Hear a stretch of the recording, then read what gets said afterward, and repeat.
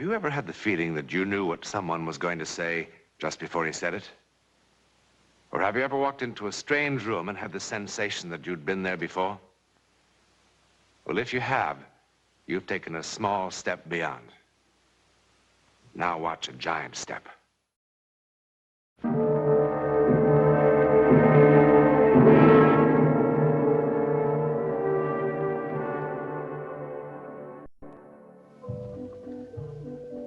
We're about to go beyond the gay, grinning face of the circus into the very private world of the flying Petruccios, aerialists unsurpassed. One night, about 5 years ago, on the high trapeze, something happened.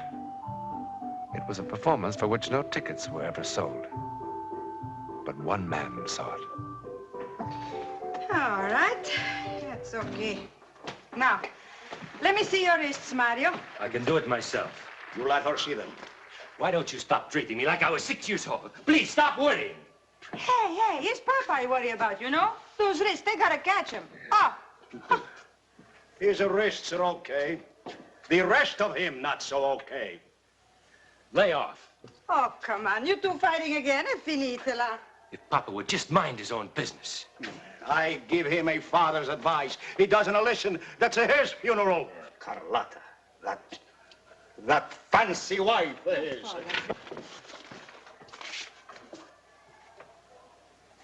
I'm happy you didn't forget we got a show to do today. Paul, you see Carlotta anywhere? Yeah, right outside. She's yakking with that red-headed fellow. You know, the guy who takes care of you. Hey, Carlotta! Come, we've got to get ready. So, I'm ready. In old country, women don't talk to every bum that passes in town. Old country, old country, old country. Take a look at the map. This is the USA. So, in the USA, they got no regard for honor, eh? No respect for family name. Family name. But that don't mean nothing, Hey, eh? Papa. Please, eat your chocolates. The amazing Petruccios are at it again. What were you doing out there? Check with the FBI. Carlotta. How many times do I have to tell you I don't hand out timetables? Non scherzare. Could be I married the wrong Petruccio. Sì, guarda che ti lascio cadere, eh? Svergognata! Svergognata! She doesn't mean anything. She just got a crazy sense of humor, you know. Nice crowd out front. No one's sitting on their hands.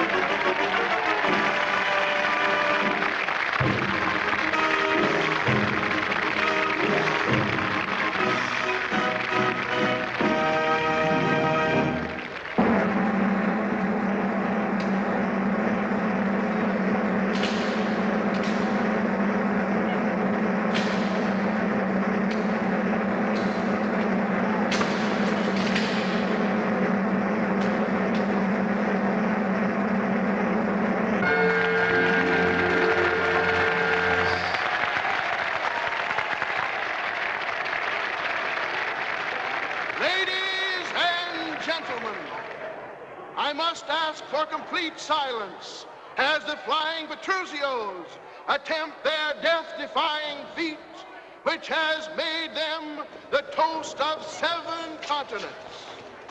You will notice they are removing the safety net from the center ring. And now may I call your attention to the platform 80 feet above, where Signor Gino Petruccio is about ready for his plunge into space. Across the ring, his son, Mario, will attempt to catch him. Again, I ask for silence. They are about ready, so I must implore every one of you to remain absolutely silent. Papa, Mario didn't mean that.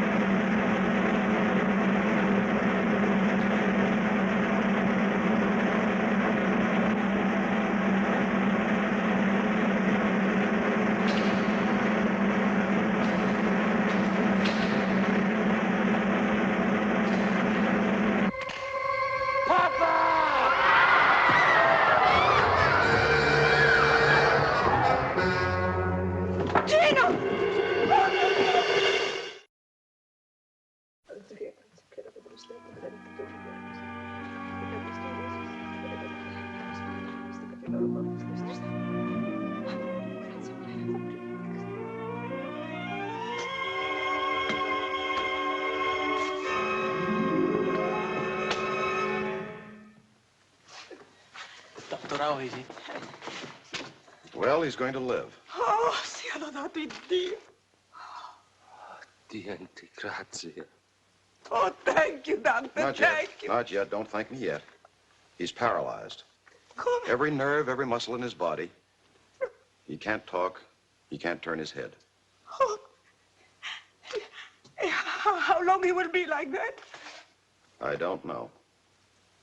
A man like Pop. Strong like a boy of 20. He's awake now. You can see him for a few moments. Oh, mio Dio, come faremo? Ma perché questa disgrazia? Oh, Vergine Santa, dammi tu una forza.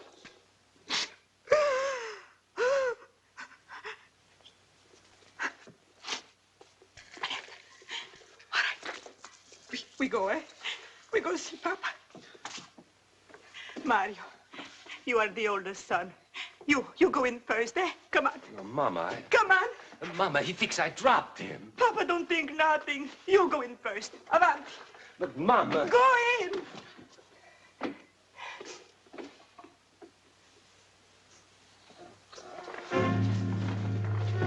Ma perché fa così?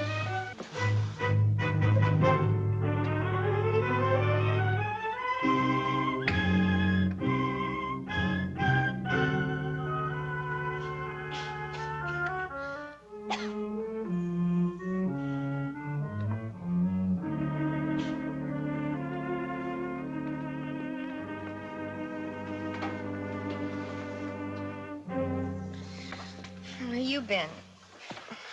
Walking? That was sure a dumb thing to do, running off like that. I couldn't help it. How does he look? Well, if you ask me, it would have been better if he'd have died. Don't talk like that. I saw him. You didn't. He's like a mummy or something. Hey, shut up.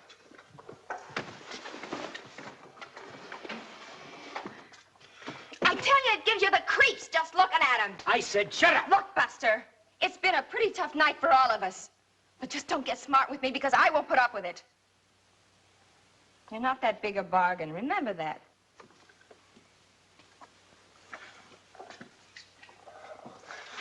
Carlotta, I'm sorry. Oh, Papa.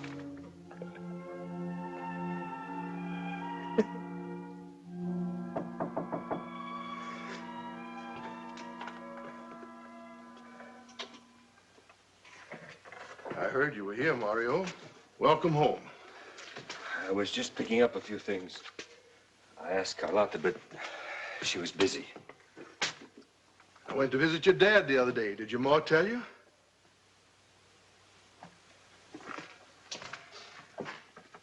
You know, no one ever accused C.C. Higgins of being a betting man. But I've got a $20 bill that says Signor Gino Petruzio is going to be back up on that trapeze within a year. Every time I call the hospital, it's always no change. Oh, don't give me that no change. I saw that old Latin sparkle in his eyes.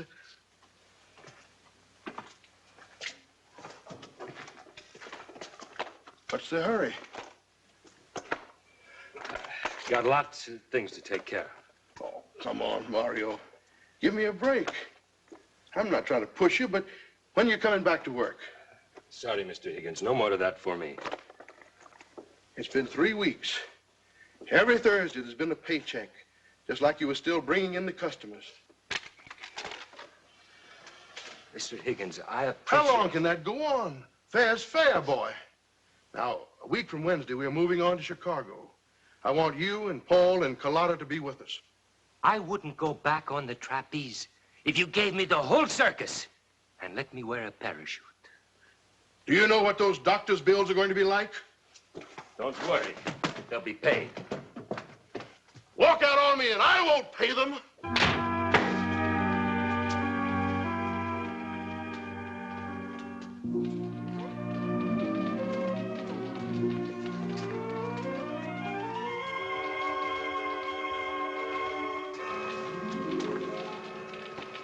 Mr. Petruzio?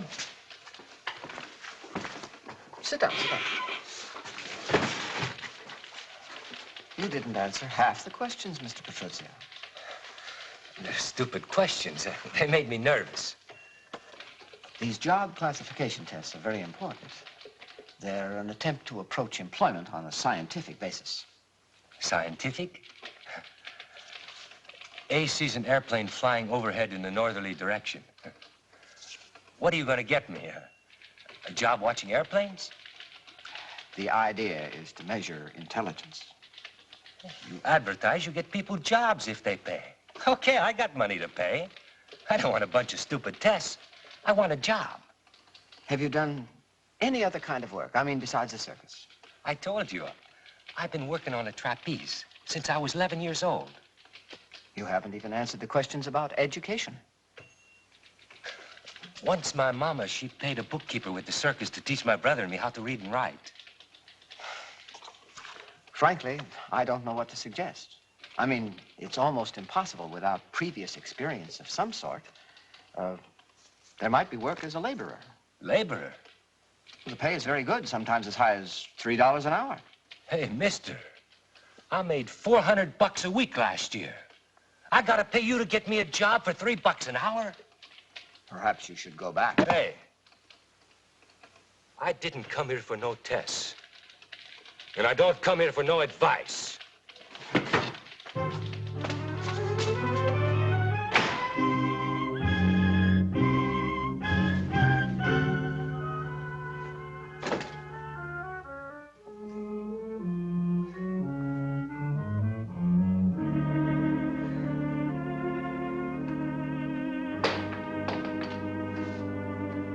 Carlotta? Carlotta!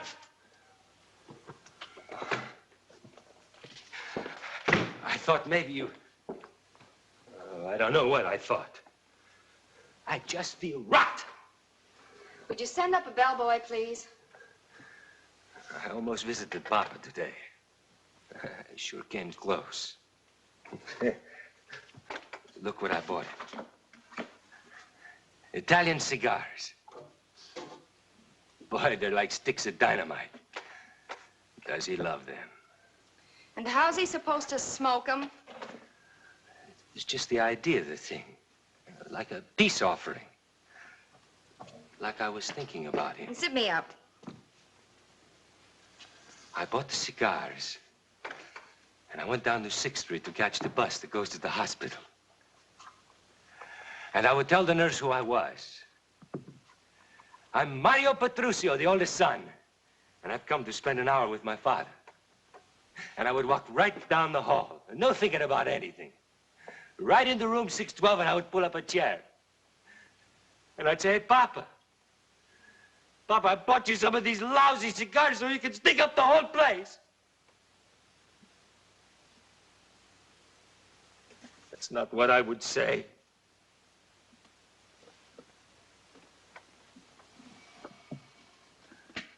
I would drop to my knees and I would say, Papa. Say you know I didn't let you fall. Say you know so I can live. I couldn't. I couldn't face him. Come on in. Right there.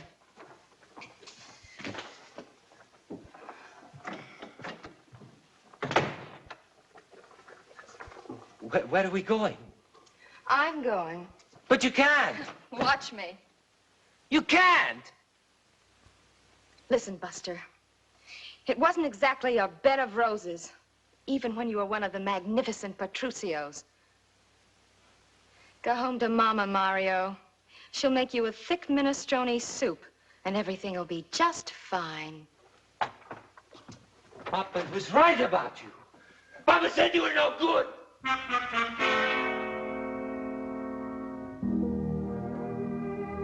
was right.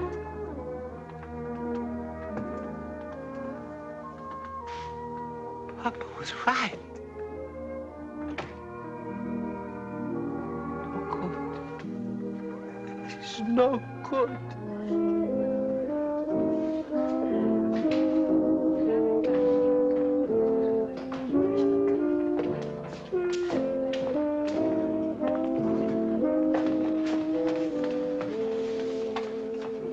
at the hotel say you'd probably be here.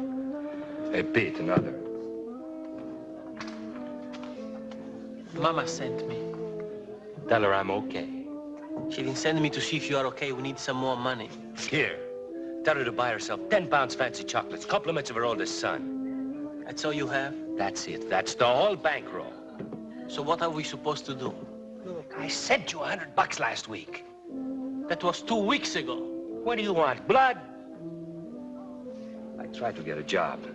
Me too, I tried. And the mailman still keeps coming around, still with around-the-clock nurses. You should see the bill we got from the specialist who flew out here last month. Done him a lot of good, huh? He's alive. Hey, Paul, what do you want me to do? Ask me something hard. Call Mr. Rigg in Chicago and tell we are coming back. No. All right. You tell me how we get money. I get a pain in my stomach just thinking about the trapeze. Besides, what are you talking about? Look at me. I'm out of condition. I'm stale. The exercise trapeze is still on a practice shed. It would take me months to get back my timing. Mr. Higgins said we can use it any time we want it. I can't do it. You own it to Pa. I went to Pa. I owe Papa one thing.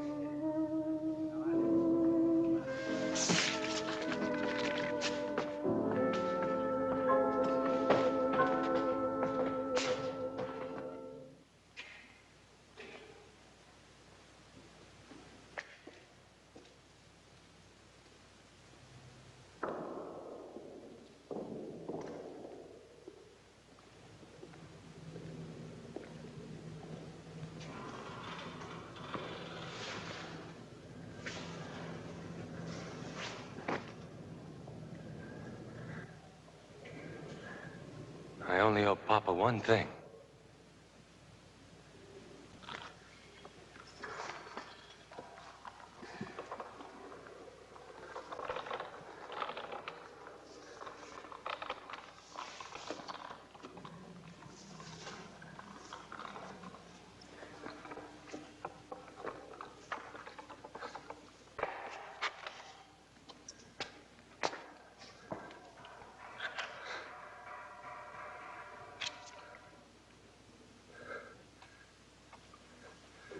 Okay, Papa. Now it's your turn to drop me.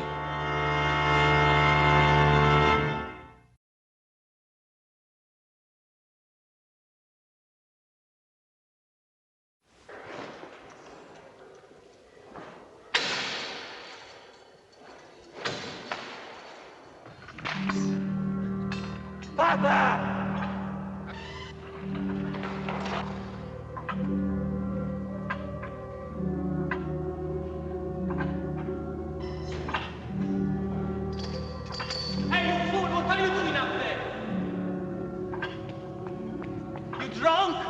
He caught me! Papa, he caught me! What are you talking about? Come on down, you're drunk. I tell you, he caught me! Look! Look at the catch bar!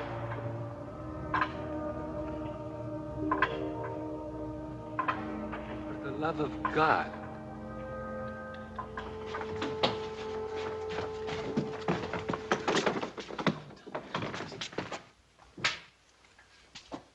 He's dead, isn't he? Mr. Petruzio? He's certainly not dead. They'll have him down from the examining room any minute now. Oh, thank God. You know, it was the strangest thing. I couldn't believe my eyes. He was sound asleep, and then he sort of mumbled something, and then he reached out his arms like that. Oh, but how could that be? His arms are paralyzed. Well, I called the doctors right away, and they took him right up to the neurosurgical room. Excuse me.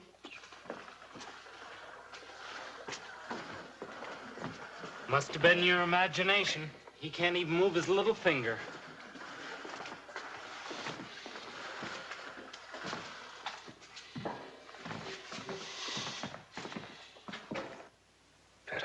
de Dio.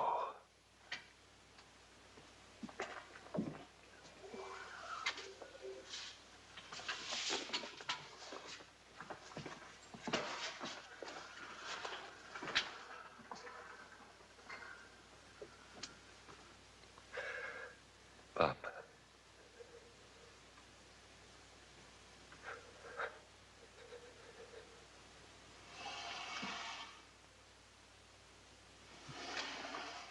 Papa, Papa.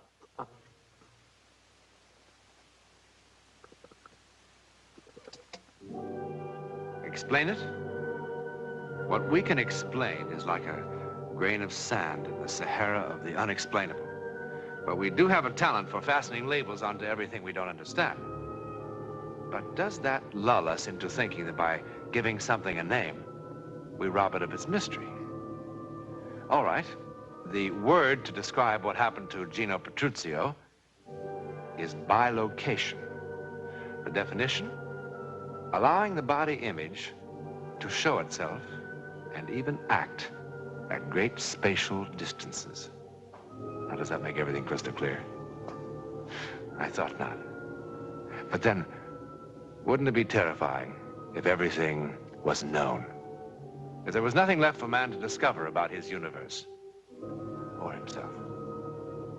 In a moment, something about next week. For next week, we seriously suggest an adult audience only when we bring you a form of psychic experience never before put on film. It is called The Burning Girl.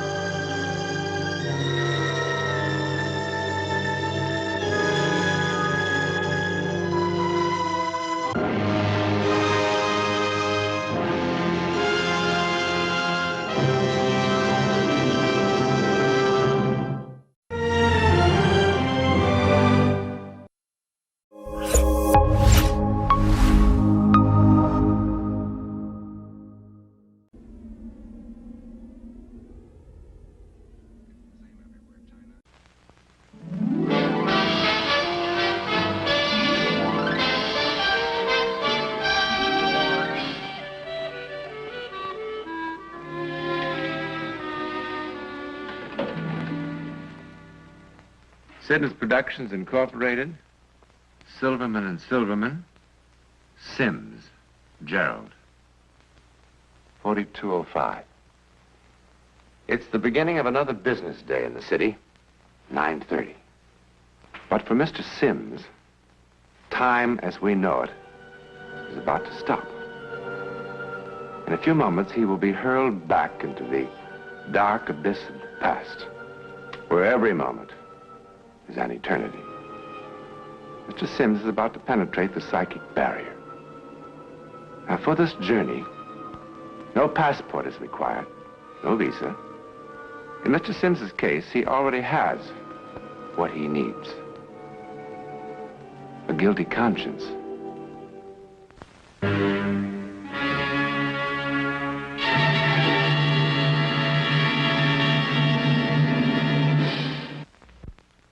The high stone hives of the city are alive now with their busy human bees droning into telephones, flicking away at typewriters.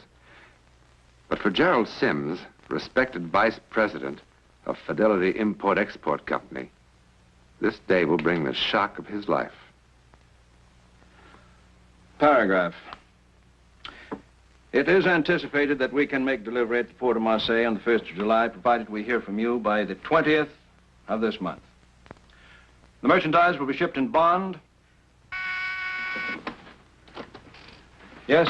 I'm sorry, Mr. Sims, but Mr. Dickinson called again asking to see that letter. He says it must go out right away. You can tell Mr. Dickinson? No, don't tell him that. It's almost done. I'll listen to it, and then you can have it. I trust this answers all of your questions, and the business can be consummated with all possible dispatch. Very sincerely yours.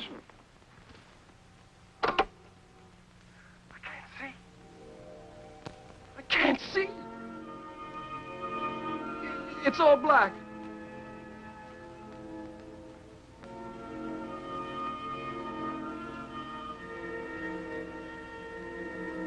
I can't see. It's all black.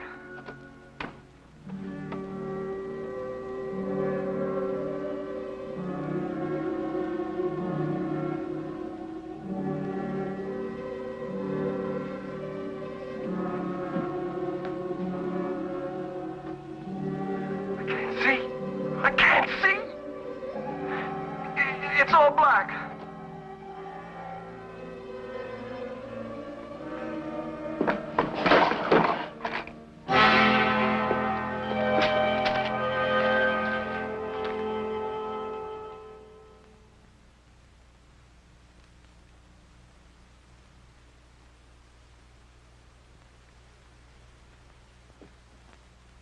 Miss Wells? Yes, sir. Come in here, please. Yes, sir. Miss Wells, who's been fooling with my dictaphone? Why, the dictaphone, no one. Is it broken? Who can get in here? Who has a key? I have one, the cleaning woman. Perhaps I can fix it. No, don't touch it. Or maybe a new record. No, never mind. If you would like to dictate No, to later, me, I... later, Miss Wells. But Mr. Dickinson is No, waiting. please, Miss Wells, just leave me alone. Yes, sir.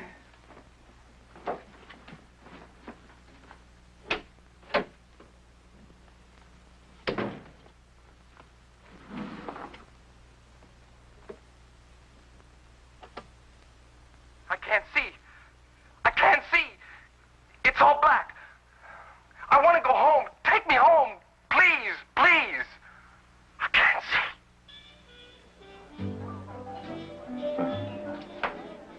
Nolan A48, huh? 52's all right. So long as it's cold.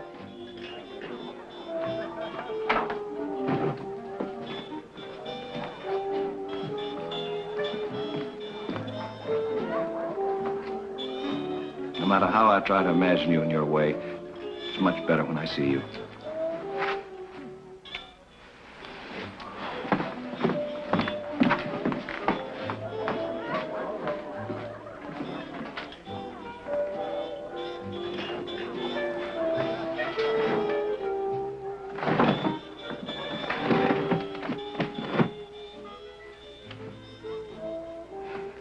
Anything wrong, Fran? No, I guess I'm just not very good at living like this. You know, everywhere I go, I imagine that someone's following me. That's silly. Even when perfect strangers look at me, I think they must know all about it. Jerry, I hate this guilty feeling. Guilty of what? Dancing together a few times, having dinner? It's a pity we don't have something more to feel guilty about. Anything happened today? Particular, I mean? Did you hear from Douglas? I had a letter from him. It's hot in Guatemala, and the dam is 2 weeks behind schedule. And he won't be back home until July. That's more like it.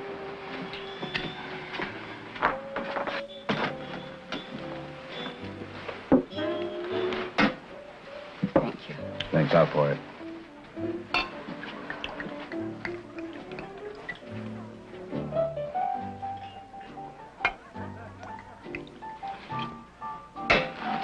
Now, to us, tonight.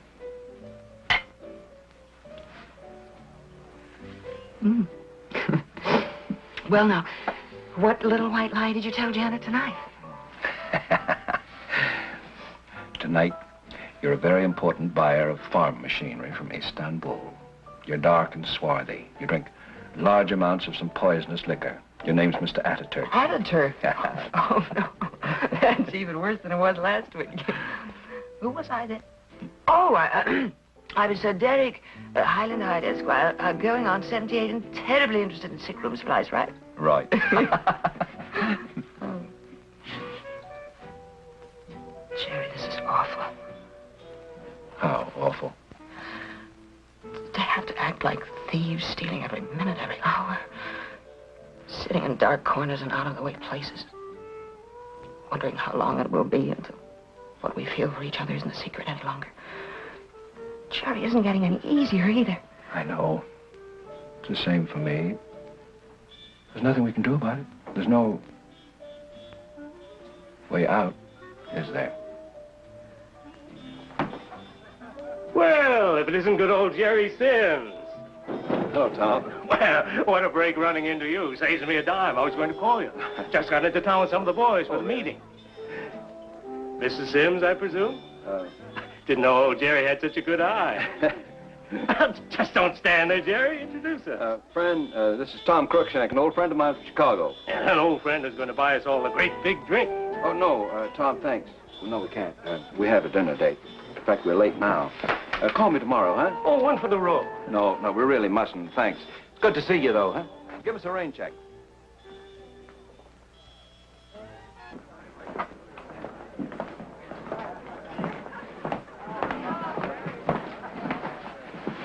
Thank you, madame. What can I say? I could have danced all night. The pleasure was entirely mine, Mr. Twinkletoes. You know, I'm going to have about 17 more of these. What a hangover you'll have tomorrow. There isn't going to be any. Yeah, you want to bet? I mean, there isn't going to be any tomorrow. Not for us. What brought all that on? Too much brandy? Because that man I hardly know saw us over there? Tell me. I don't know, Jerry. Maybe all that. Maybe a lot more. I don't know.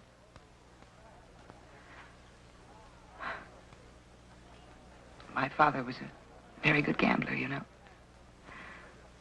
And he used to say to me, honey, play it smart. Quit while you're ahead. Well, that's what I'm going to do. It isn't going to be easy, Jerry. I'm a little weak where you're concerned. But I'm going to do it, and you're going to have to help me. Help you? By forgetting me, by not calling me, just erase me. That's impossible. I can't do that, neither can you. Turn love on and off like that? But, Jerry, we're ahead. Let's leave it there before anything sordid happens. Like what? Being discovered? Like something even worse, like beginning to hate each other for what we might do to the people that trust us. Or like falling out of love. Jerry, I couldn't stand that. You're not a very good judge of character. I couldn't do that.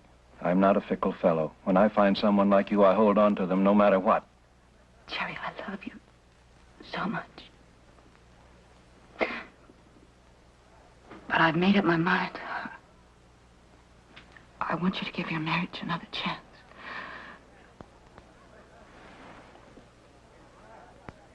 And you? I'm going to try. I'm going to try the very best I can.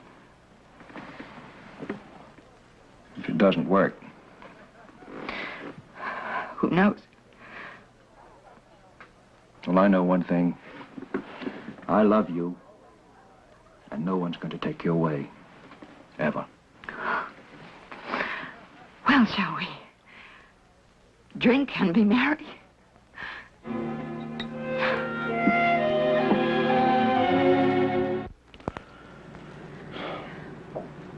Honey, I'm way over here, all alone. I don't like it that way.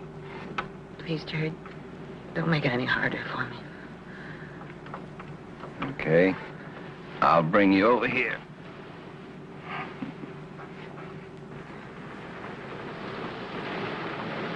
Jerry!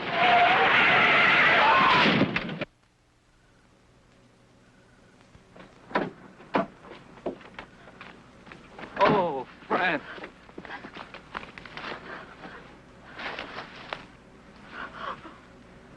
I can't see. I can't see. It's all black.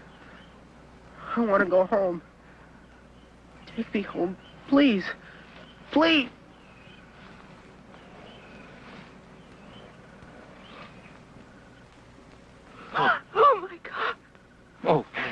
What are we going to do? Jerry, do something. Police, let's get the police. No, wait. Look, Jerry, he's dead. There isn't anything that anybody can do for him. No. Why must we ruin our lives? Jerry, my little girl's life. I'll get you home first. You mustn't be mixed up in this. Then I'll go for the police. Jerry, I'll do anything you want now and always. Come on, let's get out of here.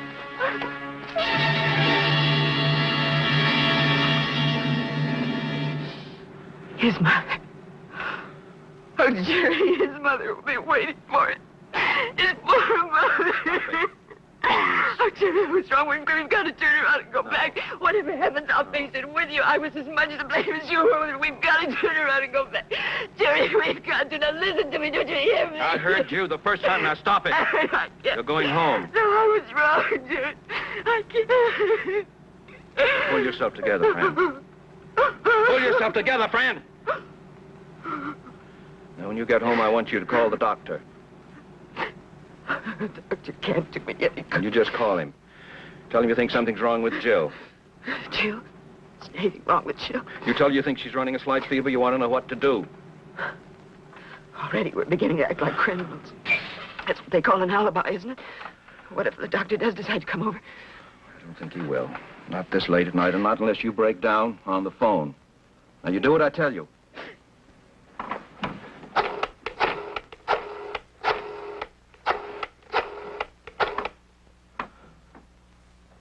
Hello, Janet. Jerry. Did I wake you? Oh. No, I'm all right. I'm at the office. I'm waiting for a call from London. Yeah, the time difference messes everything up. Well, I got rid of him an hour ago. Got the order, too. Oh, Janet, there's the call on the other line. Would you call me back in 5 minutes, say? No, you call me. Fine.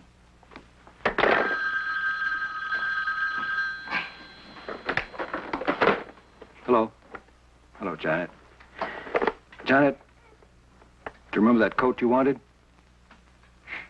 Which one? I'm afraid it was the mink one. You can have it. No, I'm cold sober. You can buy it tomorrow. That phone call was worth waiting for. I got the order. Mm-hmm. I'm coming home now. Does that mean anything to you? Good. Me too. I'll see you.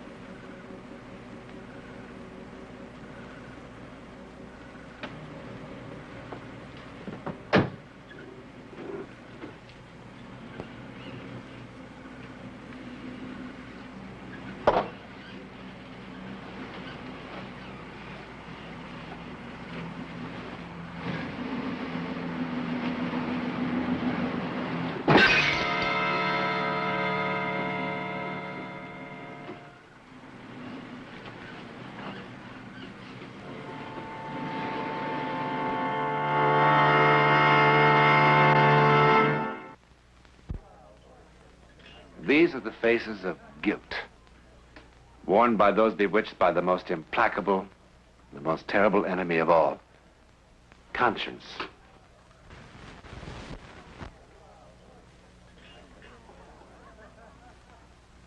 For Gerald Sims and Frances Hiller, it was the longest year of their lives.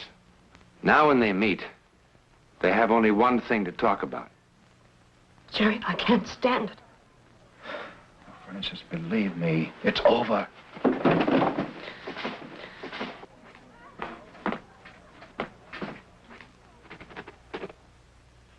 It's over. So he thought. Gerald Sims was mighty sure that the year's silence about the death of the boy meant that everything was safely behind them. Over. So he thought.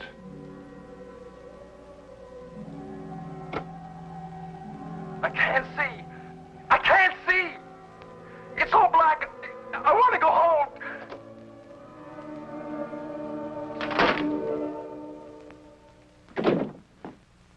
Jerry, what goes with you?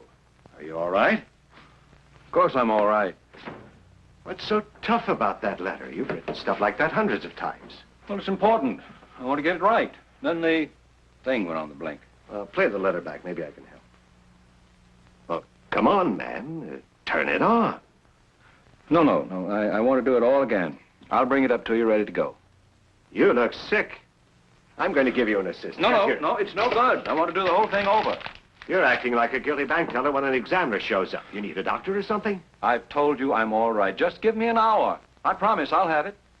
Well, have it your way. And have it in an hour.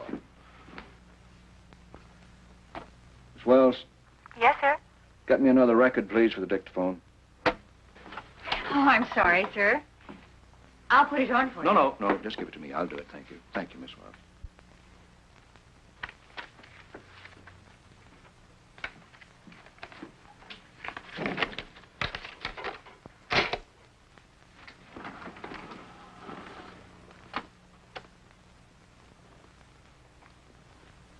Dear sir.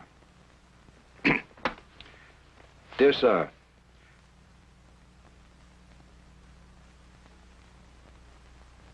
Dear sir. Dear sir. I can't see. I can't see. It's all black. I want to go home. Take me home. Please, please. I can't see.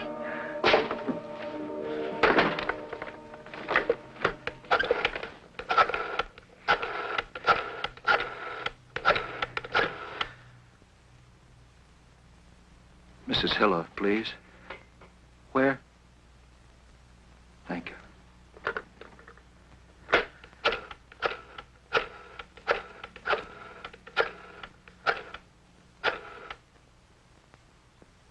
Mrs. Hiller, please.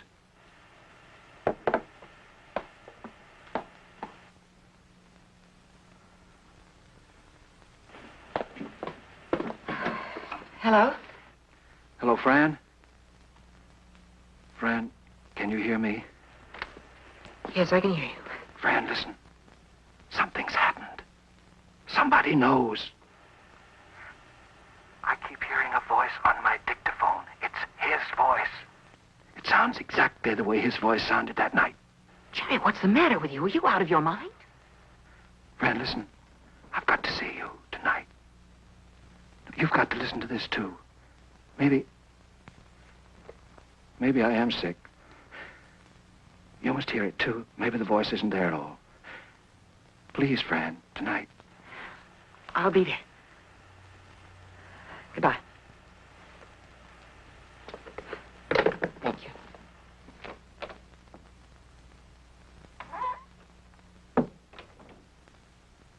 Jerry?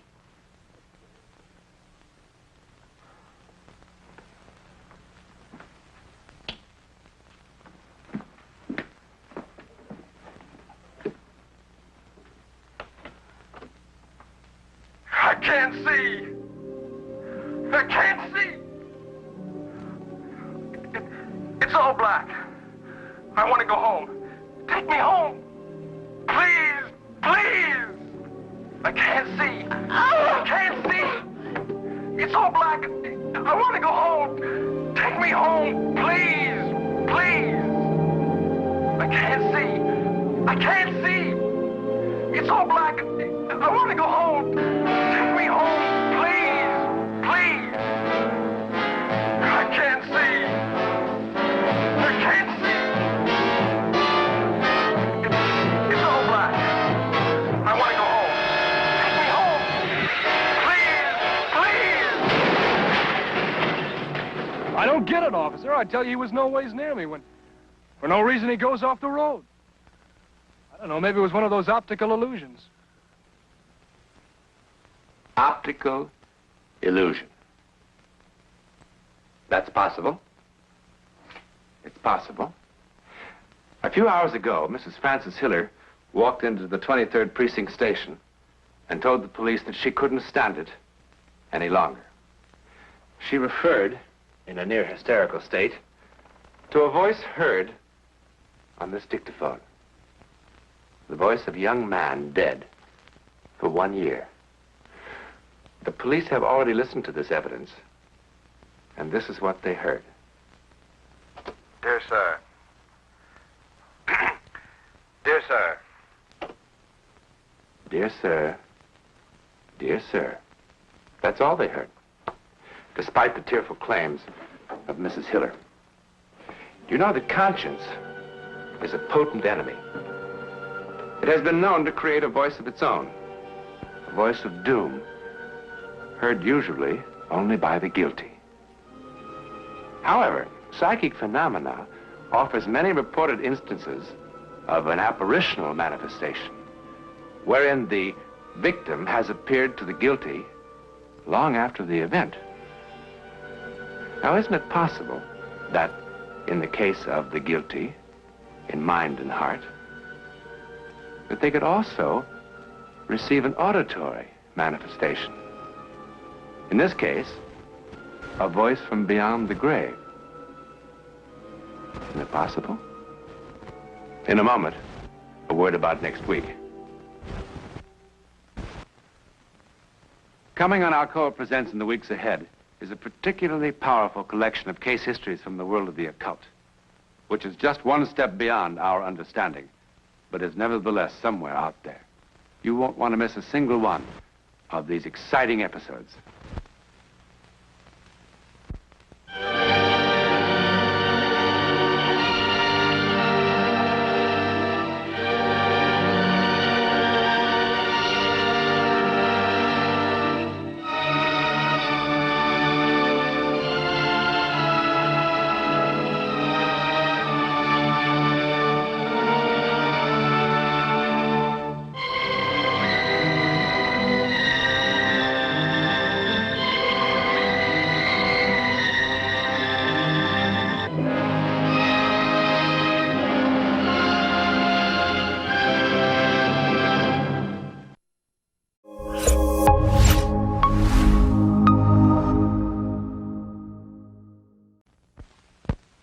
Have you ever been certain your telephone would ring in the next 10 seconds?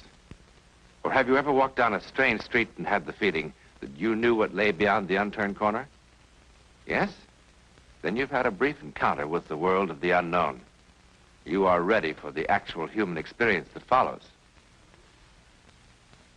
Alcoa presents a new and unusual kind of television program that takes you just beyond the world in which you live. Alcoa presents Aluminum, from the world's leading producer, Aluminum Company of America, who creates new and unusual uses of this wondrous metal for the world in which you do live. And now, John Newland takes you one step beyond. The sea is calm now. Guns are silent. Planes in the sky carry nothing more menacing than tourists. All things considered, it's a good time in the world. But it wasn't always so good or quiet. Not so very long ago, the sea was a battleground. The sky was filled with death. World War II. It hardly seems real to some of us now. Something consigned to history books.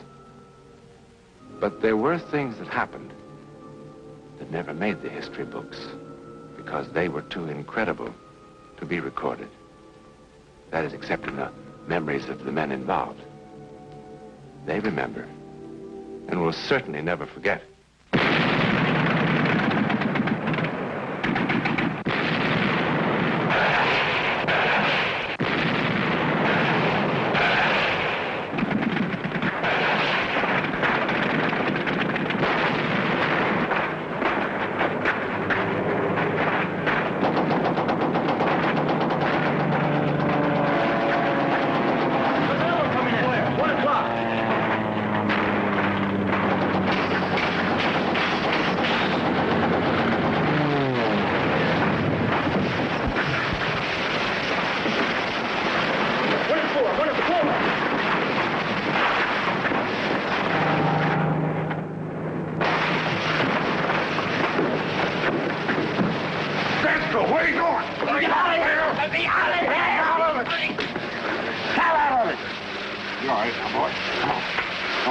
All right.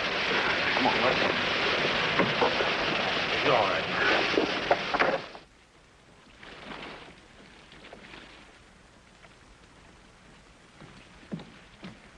How many hits did we get? 2, sir.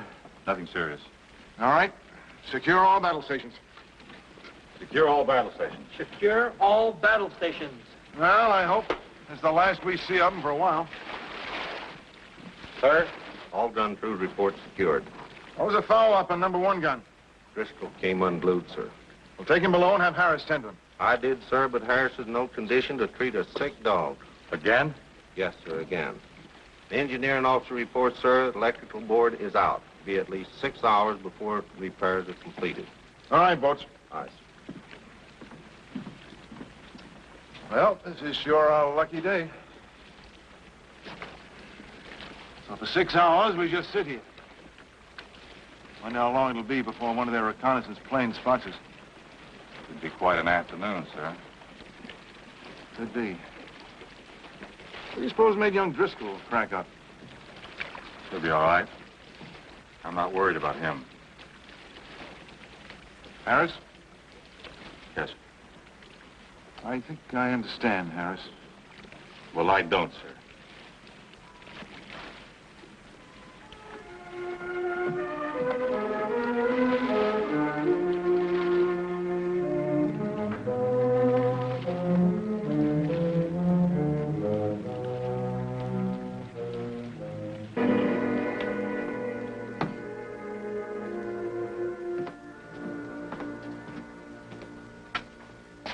Harris? If I didn't think you'd poison the Pacific, I'd throw you overboard. Wouldn't that be against Navy regulations, sir? Knock it off and stand up. That's going to be a little bit of a problem. Knock it off and stand up!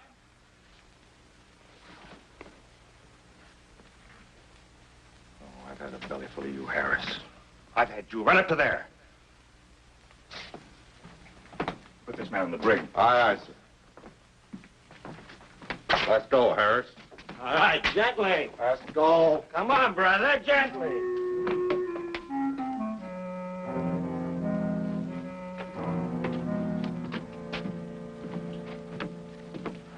Sir?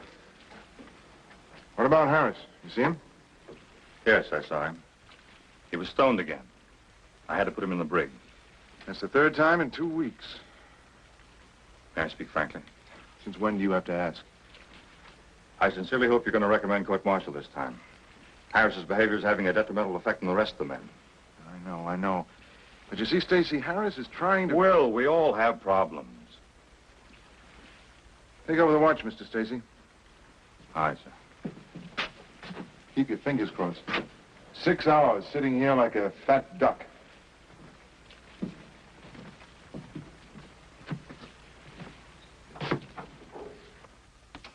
On your feet, Harris. On your feet. All right, all right.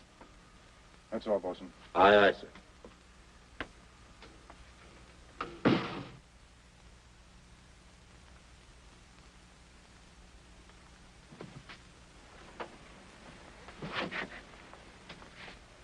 Harris, you're a pretty intelligent fellow. Do you know what being drunk during a battle means? You know what a court-martial would do to you? Yeah, up against a wall. And bang, bang, bang. Harris, you know, you had me pretty confused. I mean, at first. Why would one of the best men in my ship suddenly turn into the Navy's #1 fowler? You drink a little, you forget your troubles. What's wrong with that? You ought to try it, Captain. Maybe you could forget how we're stuck out here all by our lonesomes. Who knows, you might even forget the whole lousy war.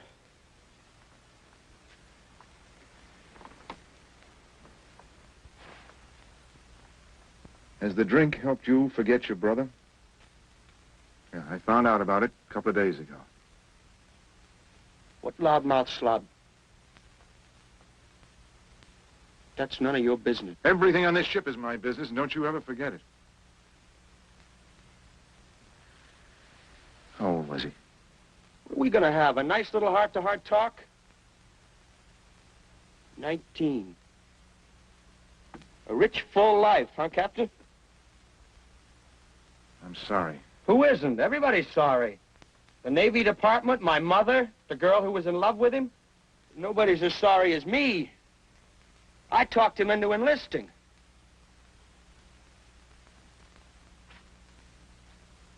You want to have a good laugh while we sit out here on the quiet Pacific? This kid brother of mine decided he wasn't going to fight. He and his girl were going to get married, and they were going to be medical missionaries. Take penicillin and the word of the Lord to the Hottentots. After Pearl Harbor, I had a nice long talk with little brother. Made him see the error of his ways. You should have heard me, Captain. You would have been real proud. I used every cliche in the book. I didn't miss a one. You have to do God's work with a gun before you can do it with a medicine and a hymn book. I even said that. Well, isn't that about true? Captain, you're not going to tell me my kid brother died for any noble cause. Come on, he died because a bomb exploded, period. End of report. You really think that's the end of it? I mean, for him. What else is there? You mean like up yonder? Who knows? I know. There's nothing. Nothing except what you can see and hear and touch, and you can quote me. This is real. This lousy ship, this stinking brig. You and that little gold braid. That's real. There isn't anything else. There's nothing else. That's also real, Harris. That's the only reality, God help us. If you have to hate somebody for killing your brother, try hating the enemy.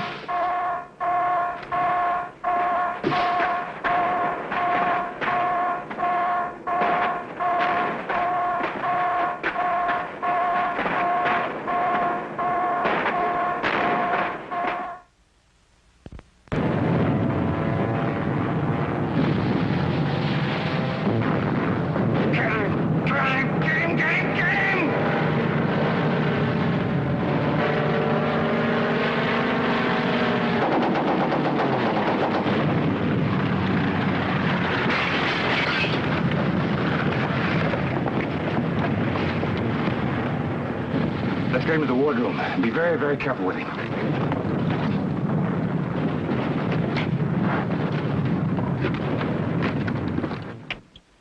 But, sir, you know we're under strict orders not to break radio silence. Just do as I tell you. Contact the heavy cruiser Athena and tell them I want to talk to their chief surgeon.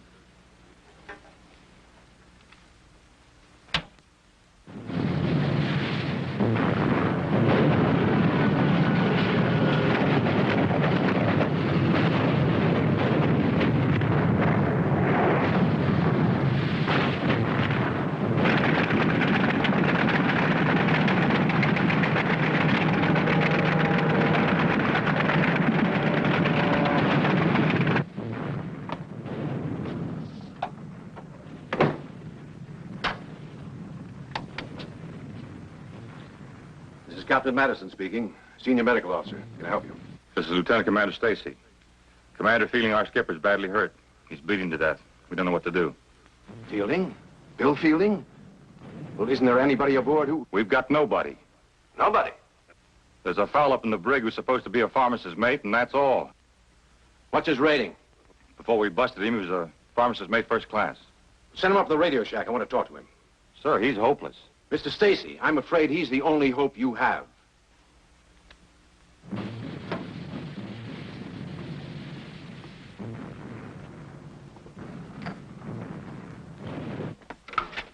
On your feet, Harris. Welcome to my home away from home, Mr. Stacy. On your feet. You gonna throw me in the ocean like you promised? Move, Harris.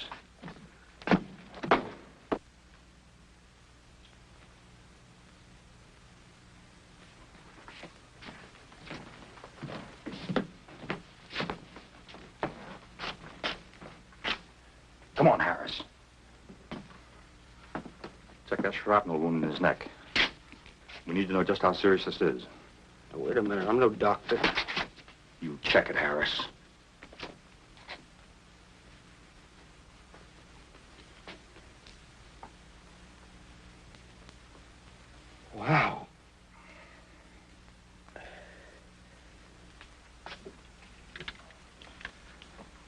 Harris is with me now. Here he is. Tell him what you told me. I examined Commander Fielding. What did you find, Harris? He's got a hunk of shrapnel in his neck. Exactly where? It's on the left side, a couple of inches above the shoulder. How bad's the bleeding? Well, it's pretty bad. Mr. Stacy tells me you're a pharmacist mate first class. I was. At the moment, I'm a prisoner of war. Stop clowning. What do you want him to do, sir? How long will it take to rig a loudspeaker in the wardroom? A couple of minutes. Get some men on that. Good. Now have Harris break out the instruments and start scrubbing. Contact me later. Yes, sir. What's he talking about? What for? Get to the wardroom on the double. What for? Get to the wardroom, Harris! The way I feel, I couldn't take the nail out of a bedpost. What if I say I just won't do it? What are you going to do, shoot me? You're going to do it. Look, can I get this through your head? Even if I was feeling okay, I couldn't do it. Madison's one of the best surgeons in the fleet. If he thinks it might work, that's good enough for me. Yeah, but the skipper's not a bad guy. This is like killing him. And if we do nothing, what happens then? Here.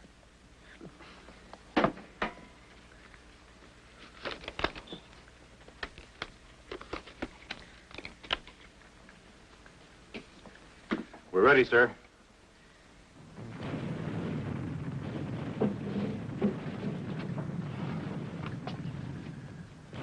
Have you started the plasma? Yes, sir. Look, sir, I got the shakes so bad I can't do this. Is he still unconscious? Did you hear what I said? Is he still unconscious? Yes, yes. All right, good. Now, we can't risk using anesthetic in his condition. Sir, will you please listen to me? Now, you listen to me. This is tough. We're stuck. You're going to do it. You're going to follow my instructions quickly and carefully. You're going to do exactly what I tell you to do. Your skipper happens to be a very good friend of mine.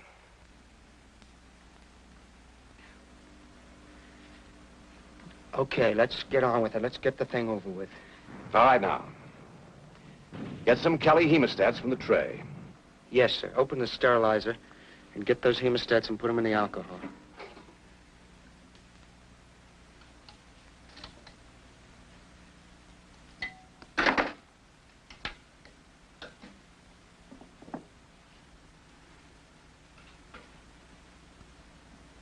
All right, sir.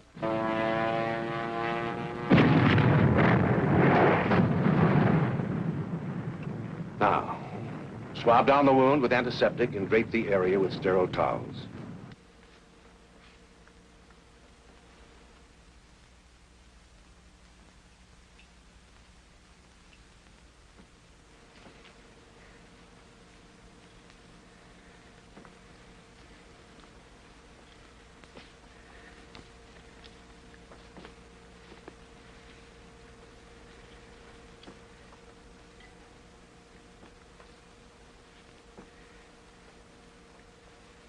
Okay, sir, that's done. Sir? Dr. Madison? Dr. Madison, are you there? Yes. All right now, Harris. The first step is to clamp off the small veins, tie them with the suture. You'll see which ones I mean when you begin. If we're lucky, you'll have no difficulty locating them.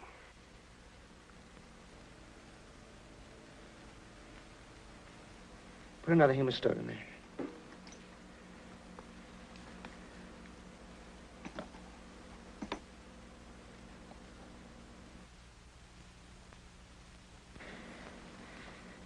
Okay, sir. Now you should be able to locate the fragment of shrapnel by gently probing the area. Begin. You better find it.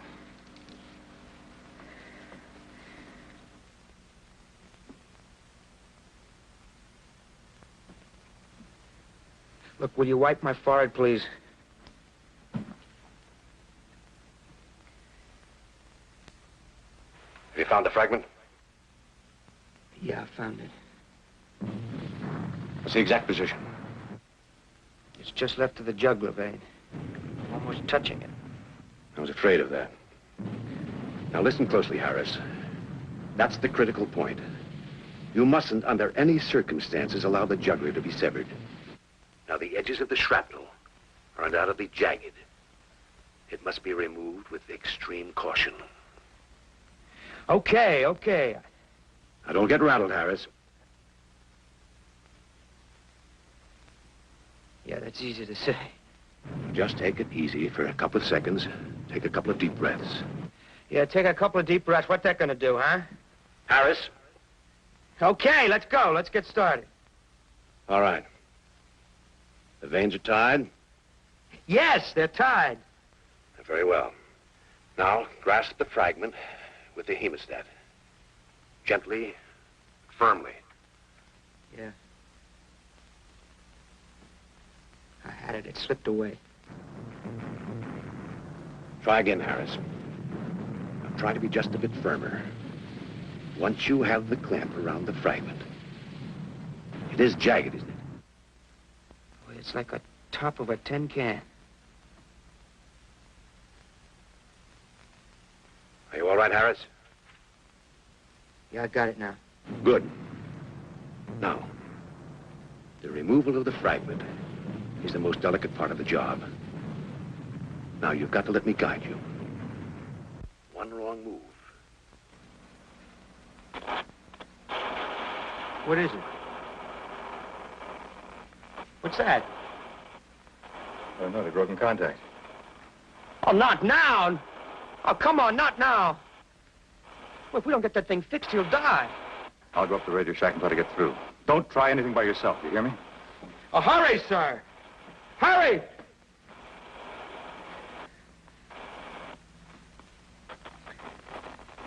Oh. Oh, come on.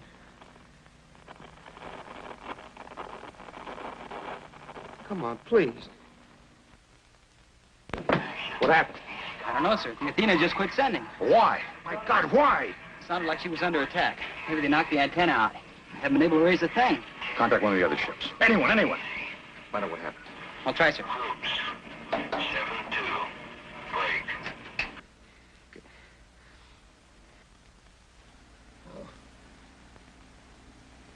Dr. Madison, for God's sake. Come on, please. Harris? Harris? Yes, sir. What happened? We lost contact. Is Fielding still all right? Yeah, he's still breathing. Well, let's get on with it. Oh, the clamp slipped. Look, I'll have to reach the fragment again.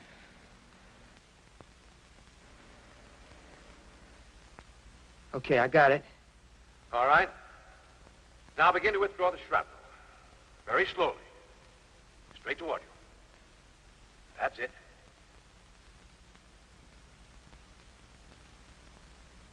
No, straight toward you. Carefully. Stop. I think he's gaining consciousness. That does not happen, Harris. He can move and lacerate the jugular. Now hold the fragment exactly as it is. Do you understand?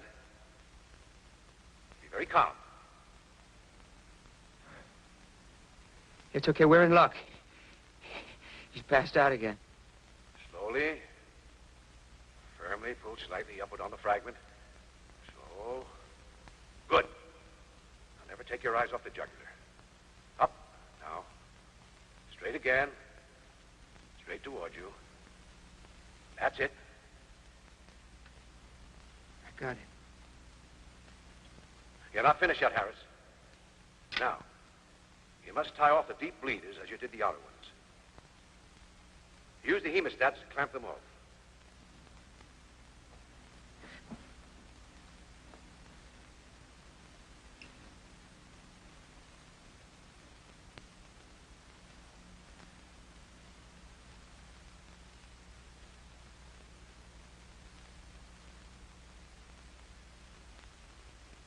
Okay. Yes, sir. What next? Dr. Madison, what kind of bandage do I put on? Harris. What next? Yeah. I told you not to go on without Madison. I didn't. What do you mean you didn't? He guided me every step of the way. I couldn't have done it without him. We contacted the Dayton. The Athena received 2 direct hits. One bomb caught the radio room. Killed everybody instantly. Everybody. What? It's impossible. I couldn't have done this without him. He guided me every step of the way. Harris, are you out of your mind? There couldn't have been a sound out of that loudspeaker. Dr. Madison was killed 10 minutes ago.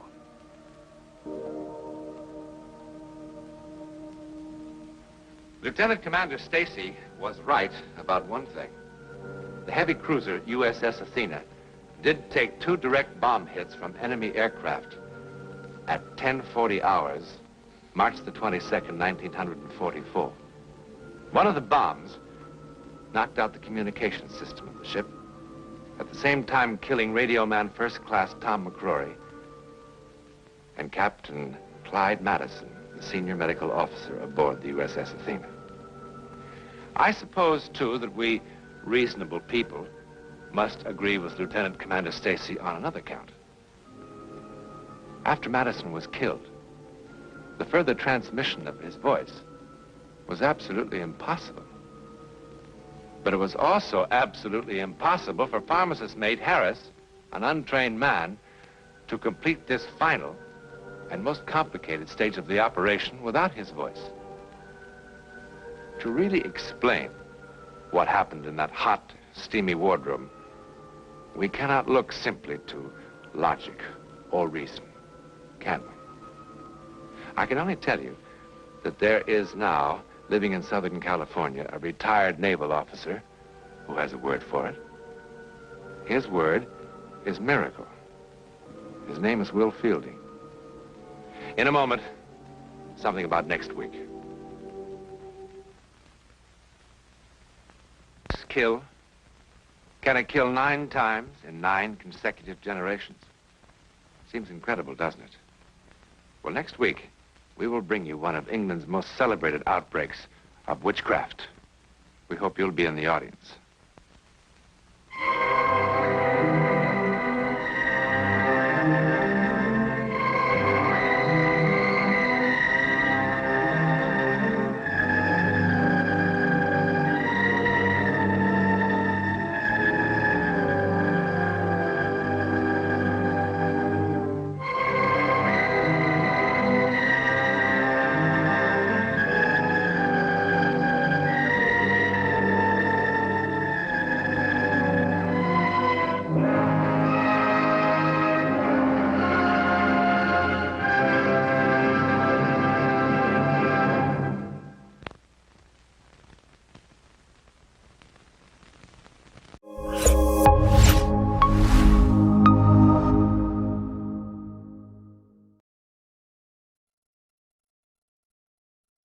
The amazing drama you're about to see is a matter of human record.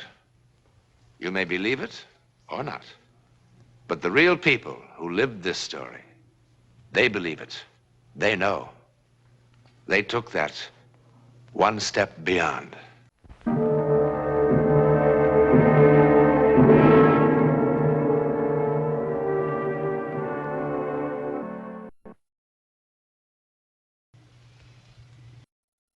It begins here, in the Elite Bar and Grill,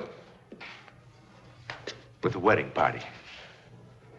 There's not one thing that sets Sally and Matt Conroy apart from all the other couples who were married today in the United States. Not a thing. Not yet.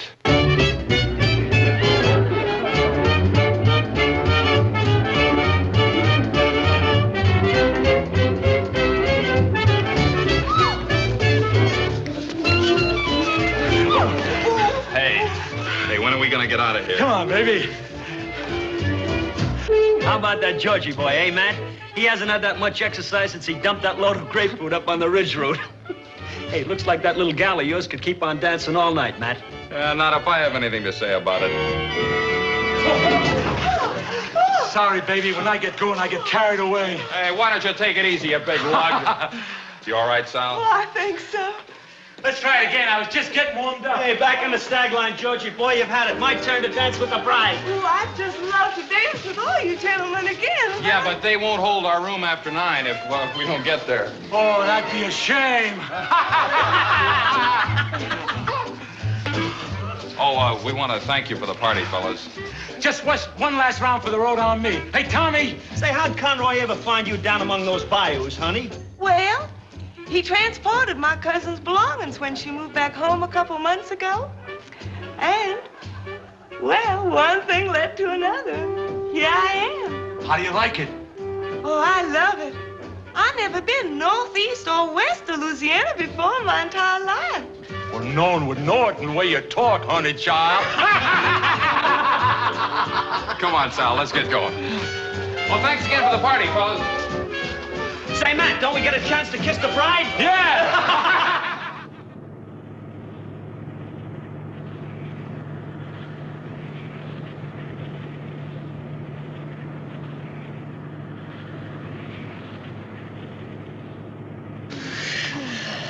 Hi. Hi. Hey, what were you dreaming about? I don't know. Why? Well, you were making all sorts of funny faces, funny noises. Did I look awful? You couldn't look awful if you tried. Of course, you look a lot better when you're smiling. How much further is it? Why? You're gonna be so tired from all this driving. I mean, I sure wish I knew how to drive so I could help you. You're just gonna have to learn, that's all. Nutty for somebody to live in California and not know how to drive a car. What's the matter? Huh? What's the matter? I don't know, nothing. Those crazy guys down at Tommy's, you sure knocked them for a loop.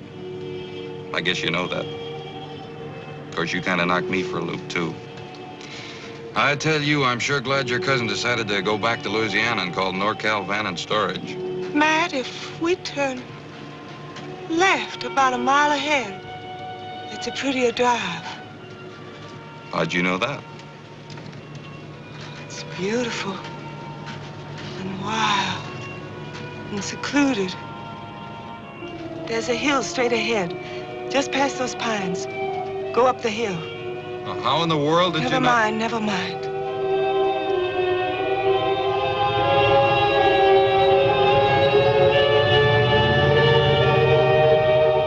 That's it. Eagle Point's just ahead. Eagle Point? Turn right. Be careful. There's a fallen tree across the road.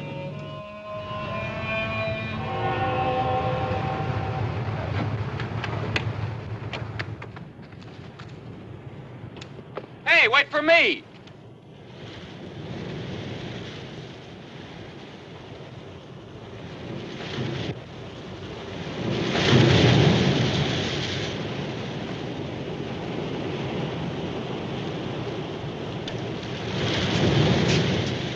Sally.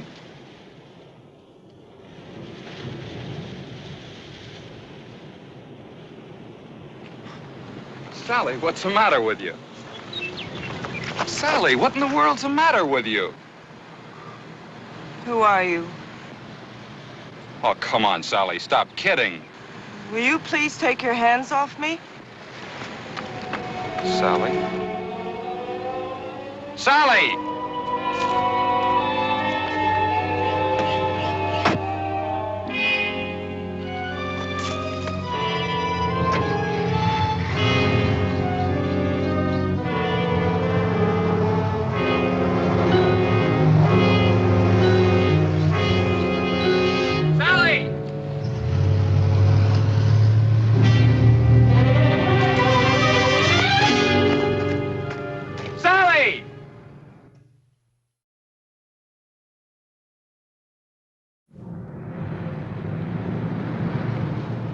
I don't know. Her voice sounded so different. She looked so different.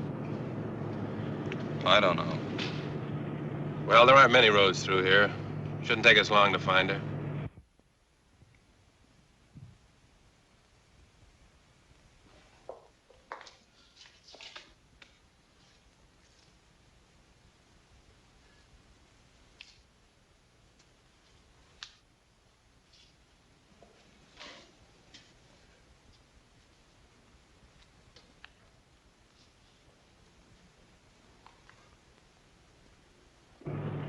How would she know about a place like this? She's never been up here before in her life, I'm sure of it. Why would she kid me about driving a car? She looks so different.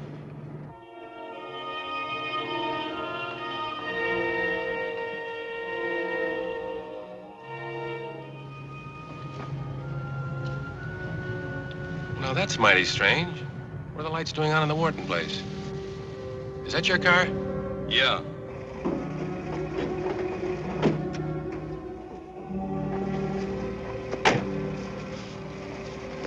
Wonder what Sally's doing here. Beats me, mister.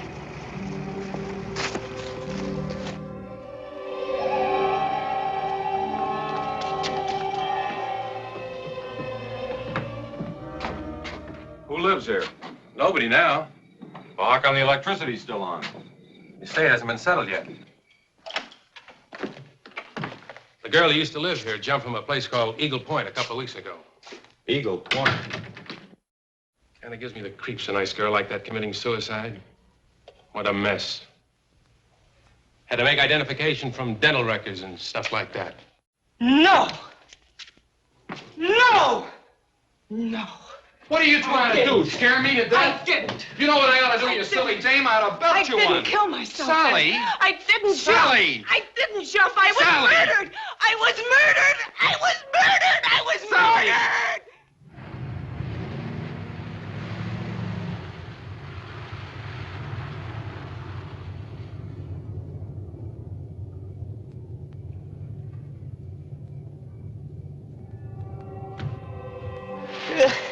Sally. Sally.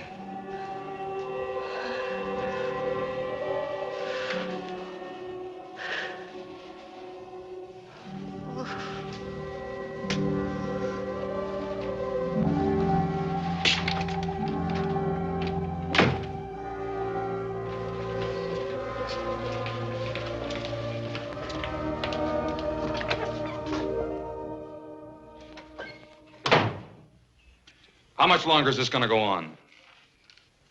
Is what going to go on, Mr. Conroy? Every time she wakes up, it's another sedative, another shot. Is that the only thing you can do for her? Keep her asleep? Yes, Mr. Conroy. It's been 24 hours. Look, I could feed her sleeping pills myself. Mr. Conroy, your wife was quite violent when you brought her in here, quite incoherent. Every time she wakes up, she tries to run away. Now, how would you suggest that we restrain her? Would you prefer a straitjacket? You haven't even told me what's wrong with her. Well, what's wrong with her? I don't know.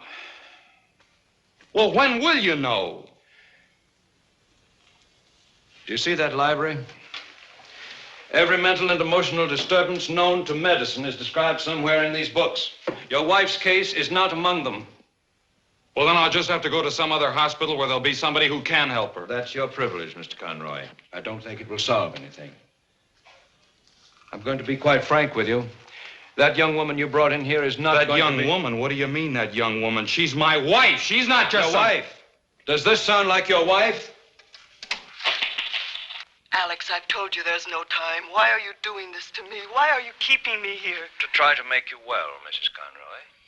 Why do you keep calling me that? Because that's your name. My name is Karen. You know that.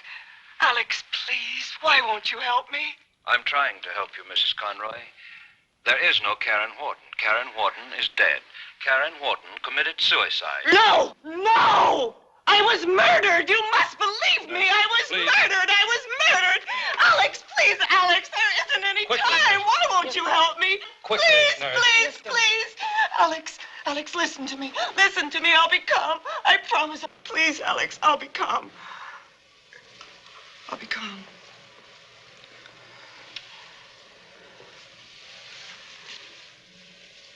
My name is Karen Wharton. I was born in Fort Washakie, Wyoming, on February 10th, 1935. My mother's name is Mary Louise. My father, Philip Joseph Wharton, died of pneumonia on April 12th, 1939. Your wife, Ellen, drowned at the 4th of July picnic in 1941 at Lake Etna. And 4 years ago, at the Harvest Moon Ball at the Country Club, you asked me to marry you, Alex.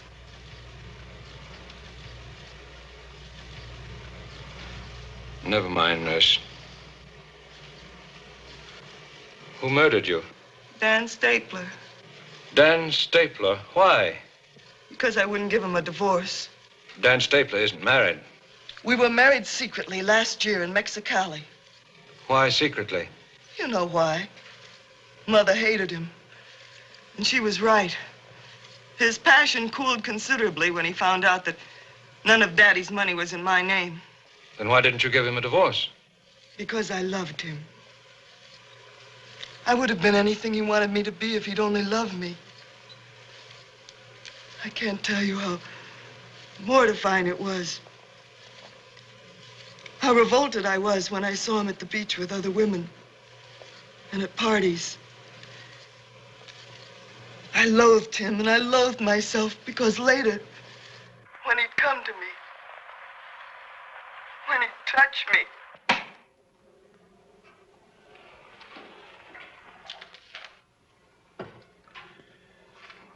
Regarding your inquiry, Daniel Stapler married to Karen Horton this city, June the 11th, 1956. Mexicali Hall of Records. Well, can't there be some sort of explanation? Maybe she read about the death in a newspaper.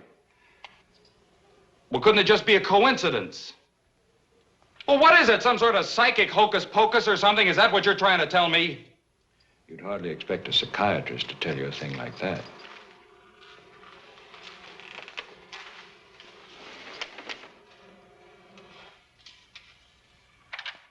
Why did he murder you? because he found somebody who did have money. That night.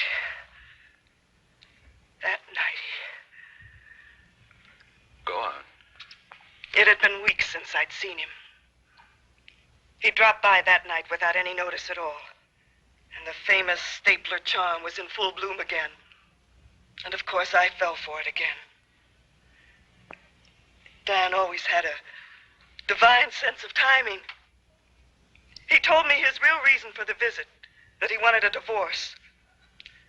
While he was making love to me, I told him I'd never divorce him, not ever. And then he behaved like a 6-year-old child having a temper tantrum. He cried out that I cheated him, ruined his life. He stomped his feet, and his voice screeched like a petulant woman. He looked so ridiculous. He suddenly looked so ridiculous that I started to laugh. I suppose it was hysteria more than anything else, but I couldn't stop. He turned very white and came at me. He struck me with his fist.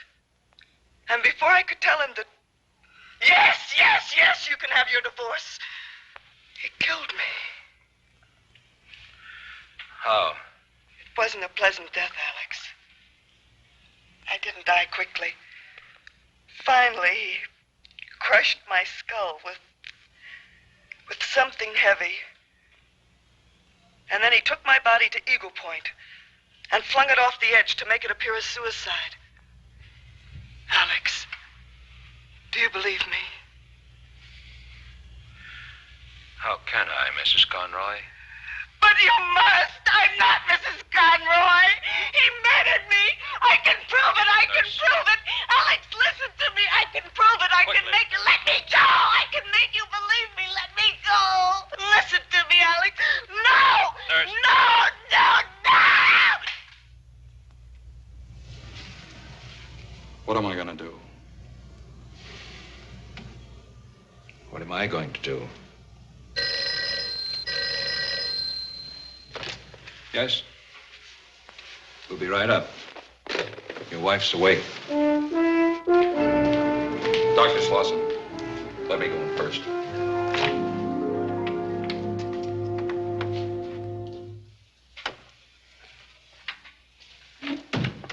Honey, are you feeling better?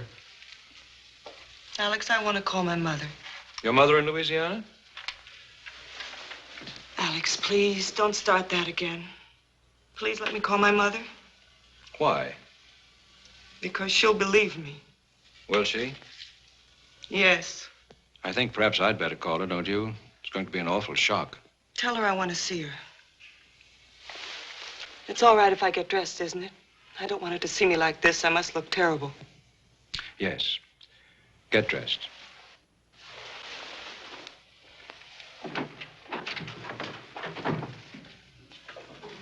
You know, Sal, we promised your cousin Diana we were going to wire her right after the ceremony.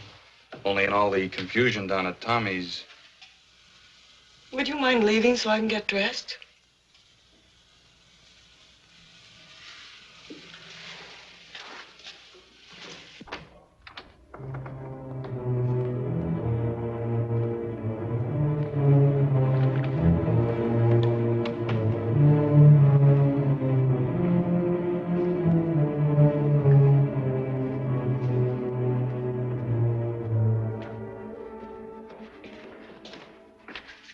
Did you call her mother?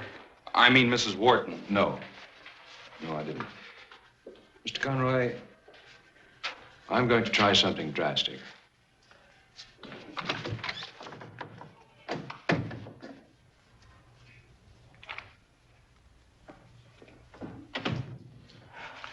You gave me this a long time ago, remember?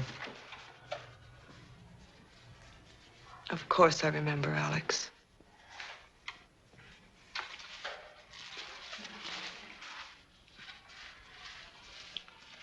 Has there been much change in 5 years?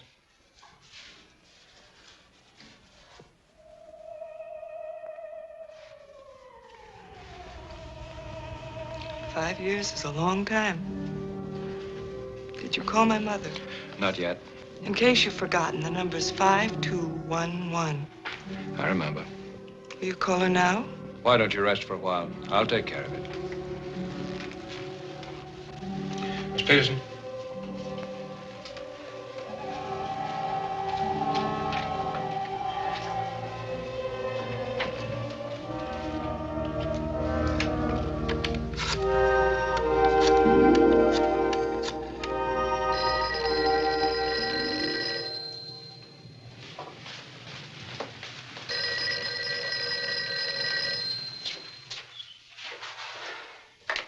Hello?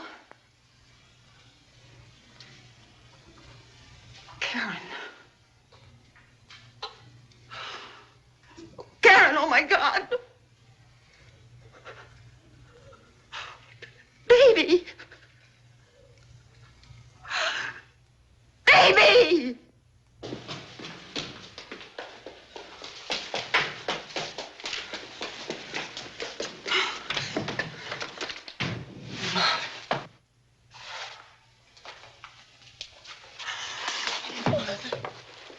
Mother, I'm so glad to see you. Alex won't believe me. No one will believe me. They're treating me like I'm insane. Mother, please help me. Tell them who I am. Tell them who I am. Who are you? Who are you and why are you doing this to me? Why are you doing this to me? Conroy. Mommy, please. Here, take these.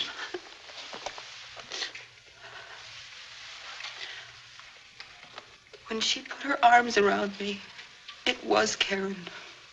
I know it was. And it was Karen's voice. Oh. But she is dead, Doctor, isn't she? Yes, Karen is dead, Mrs. Wharton.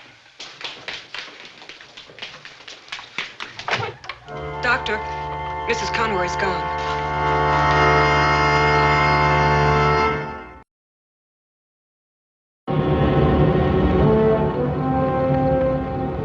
There she is.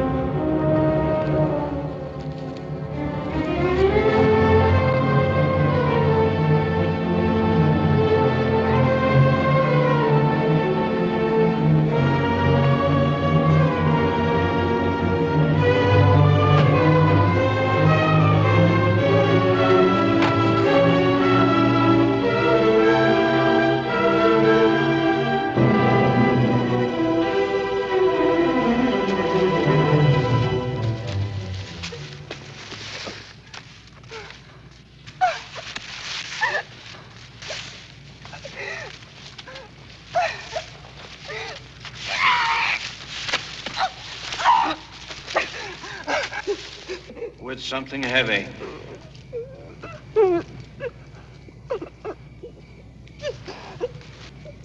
With something heavy.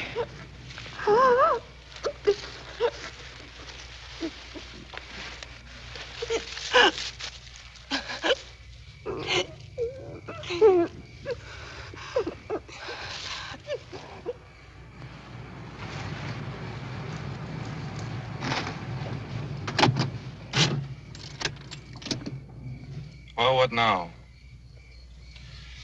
We start with this. The police, Dan Stapler. Oh, I mean about her. I don't know about her. Hi, darling.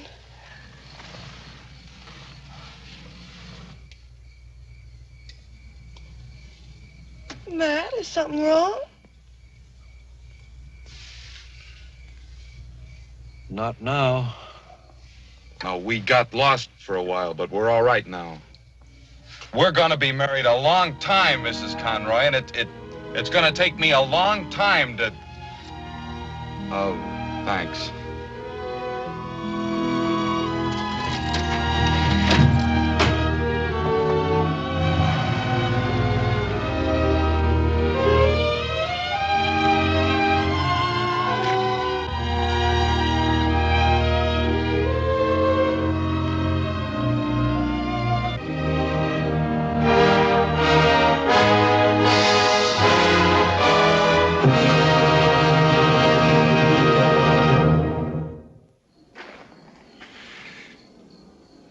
There's a nice technical word for what happened to Sally Conroy.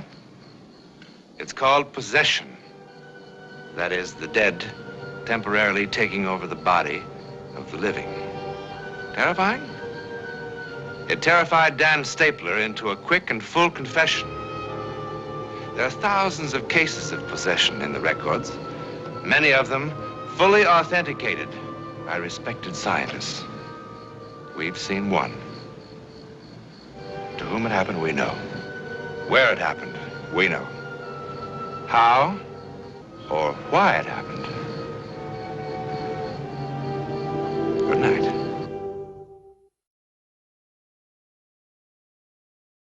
Whether or not you believe that coming events cast their shadows before them, be with us next week when 5 different people, totally unknown to each other, see the hideous shadow of a great disaster weeks, days, hours before it happens.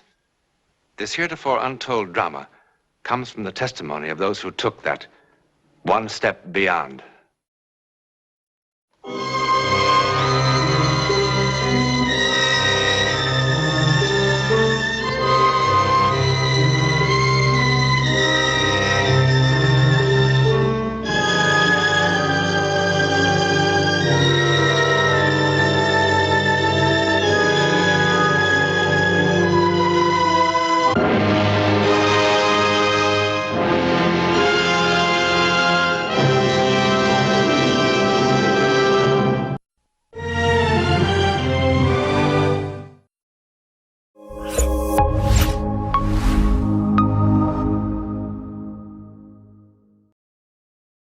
Have you ever been certain your telephone would ring in the next 10 seconds?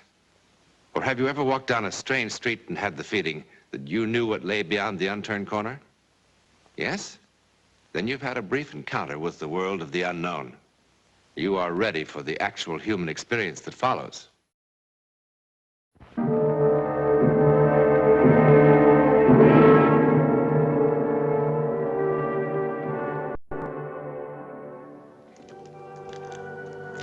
Last year, American fire insurance companies paid out a good many thousands of dollars for damages resulting from fires that they found, well, difficult to explain.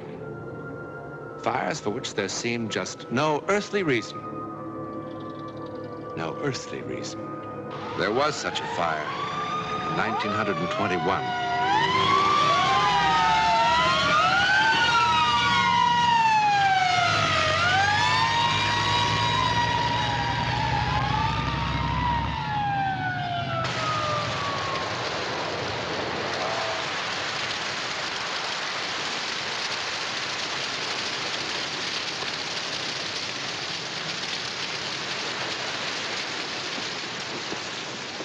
almost out.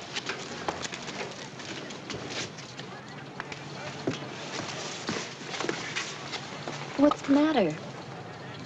Nothing.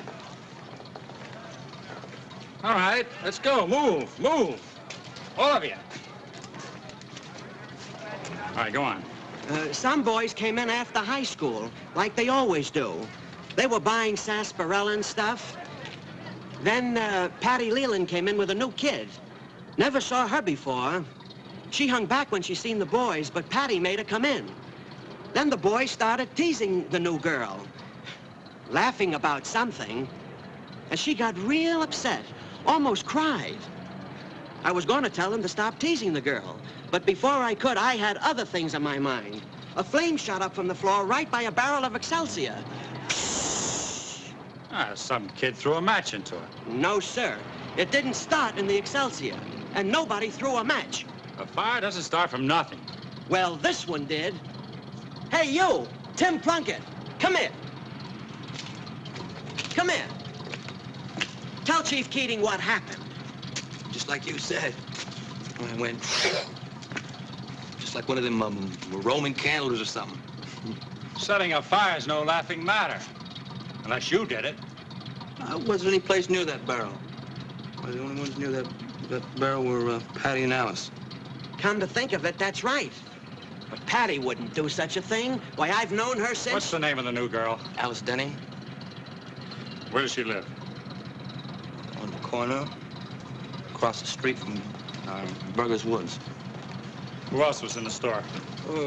Pete Hubbard, Billy Wolf. But they're all right. I've known them since It doesn't make any difference how long you've known them.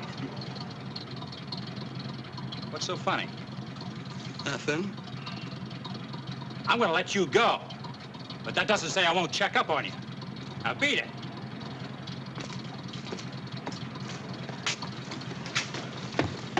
Why don't you leave her alone?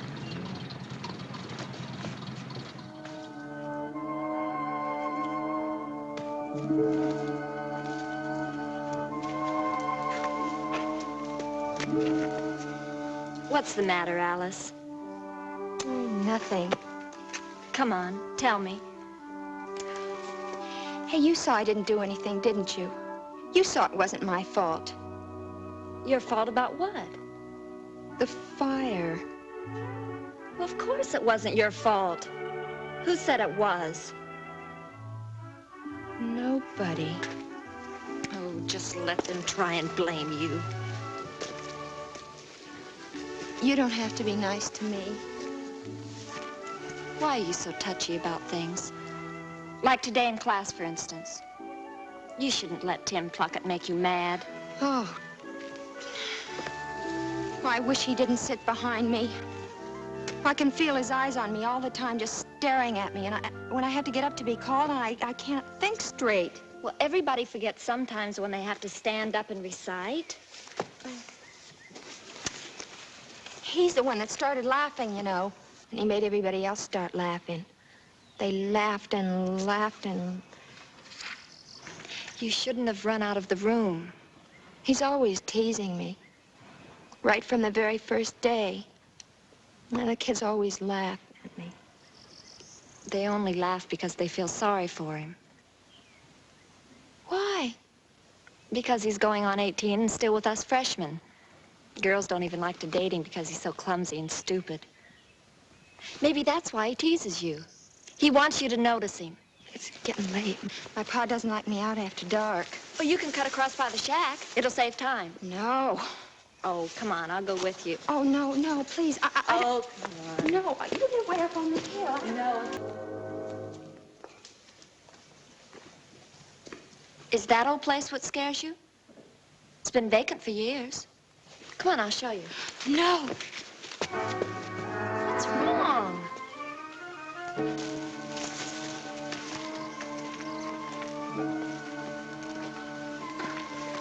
You have any brothers or sisters? No. Just you and your mom and dad, huh?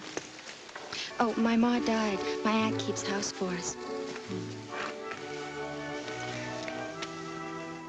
It's nice of you to walk me home. I wanted to. I want to be friends with you.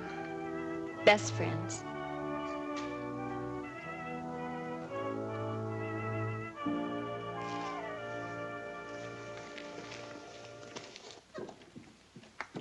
Hello, Pa.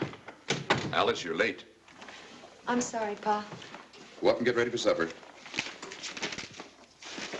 Pa, I've got a friend. A best friend. Good. Who is it? Her name's Patty Leland. Well, it might interest you to know that I'm working for Mr. Leland. Started today. You did? Putting new shingles on their barn roof. If he likes my work, he may keep me on. He owns a lot of property. I'm glad. Go on upstairs. Alice. You remember how proud your ma was of you. You won't spoil things this time, will you? Will you? No, I won't, Pa. I won't.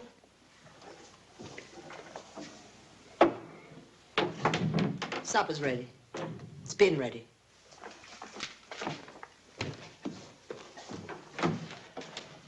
Going to eat with your coat on?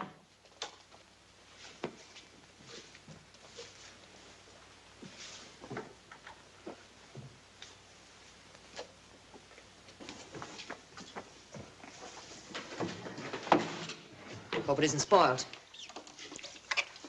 How's school, dear? Fine, Aunt Mildred. Well, now, this looks mighty good. I'll get it.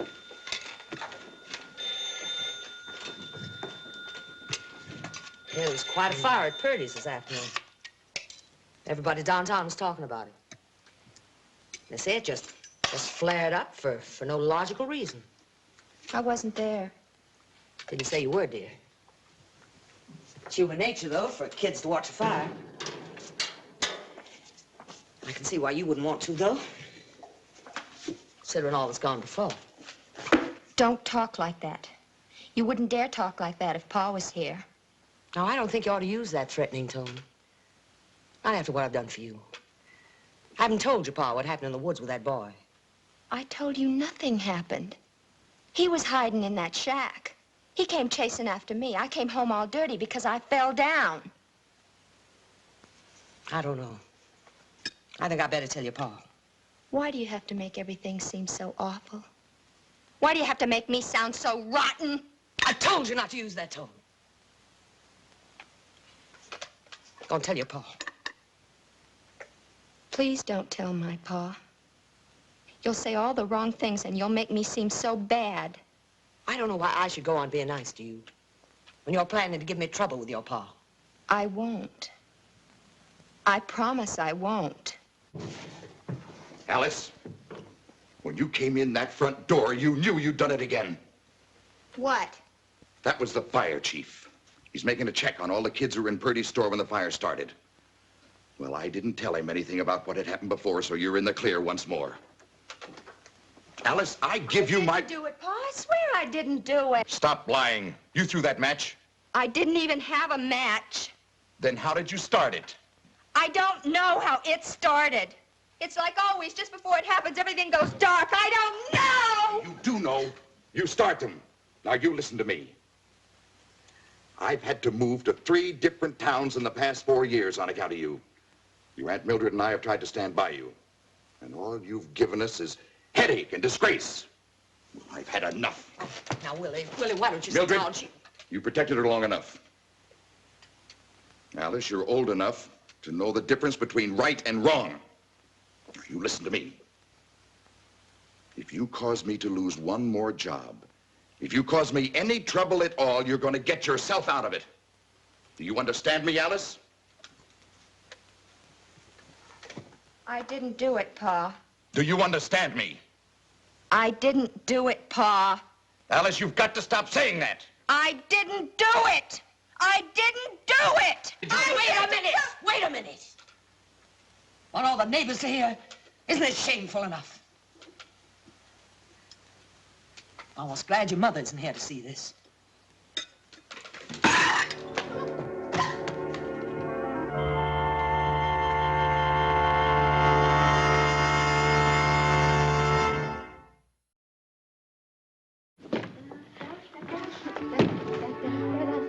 gypsy costumes here somewhere. Oh, here boy. it is. Oh. Here's a sash and some beads. Gypsies always wear beads. I've had my class to a Halloween party ever since I can remember. I just love Halloween, don't you? Yeah, I love Halloween, too, but I've never been to a party. You haven't? Wow, I sure am glad Tim Pluckett's moved away, so I don't have to invite him. So am I. He's a big oaf, that's what he is, scaring me the way he did in the woods that time. I'm not even scared of the woods anymore now that he's gone. Oh, da-dun, da-dun, da-dun, da-dun, da-dun, da-dun, da-dun, da-dun.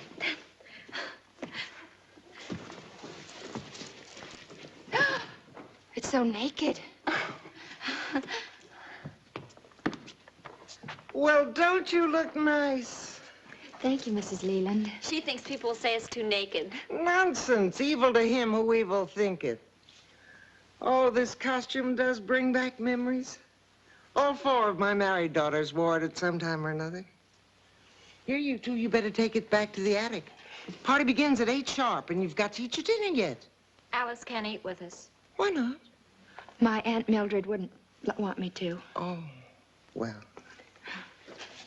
Here, wait a minute. No self-respecting gypsy will ever wear braids. Come on, thank you. Down at the dresser. Here now. Oh, what lovely thick hair you've got. It's a shame to keep it braided. But my Aunt Mildred likes it braided.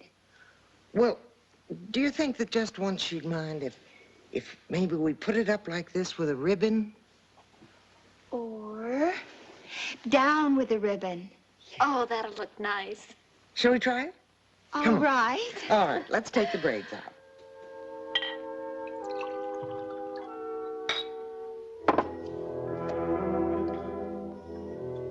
Always going up there. Spending the night. Sashaying back here like Miss Know-It-All. Miss Leland had such pretty hair. I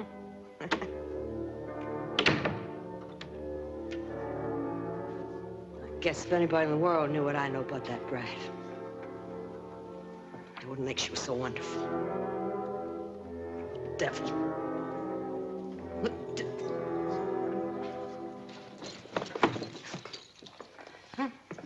I thought Pa'd be back.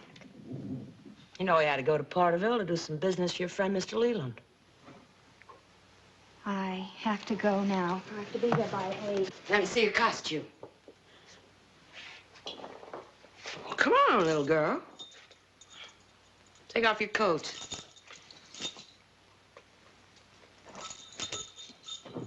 Well, you ought to be ashamed. Lucky your pa's in here. Mrs. Leland said both her daughters have worn this. Oh? Well, I wouldn't accept such a cast-off rag. But then I don't go chasing people just 'cause they're rich. Oh, that's not the reason Patty's my friend, and you know it. I have to go now. Oh, no, you don't. Not in that. But it's a costume party, and I don't have anything else. Well, then you won't be able to go. You go on upstairs and get out of that and get into something decent. Your father'd never forgive me if I let you go out in that thing. My father? Not my father, it's you. You don't want me to go over to Patty's because I have a happy time and nothing bad happens. And you want it to happen. You do your very best to make it happen. You ungrateful bitch. Look at you. Look at your hair going down your back. You're half naked. You're a Jezebel. That's what you're, a Jezebel. Let go of me. You're no good. You're no good. You're chasing after boys. You're just like your ma. That's what you are. You're just like your ma. Don't you dare talk about my ma. Those big eyes of hers, those tempting ways driving your pa half mad to marry her. Dirty. Filthy. You shut your mouth. Just like your ma. Dirty. No good. No good. You come back here. You devil. You witch!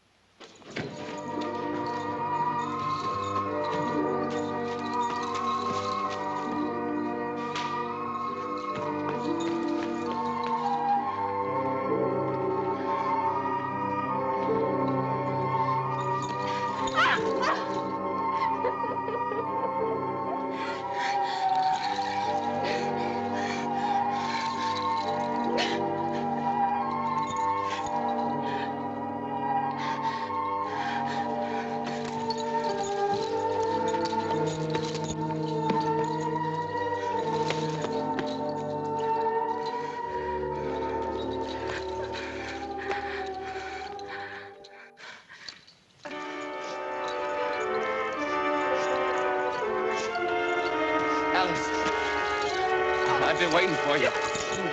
Don't, Timmy, don't! Don't, Timmy!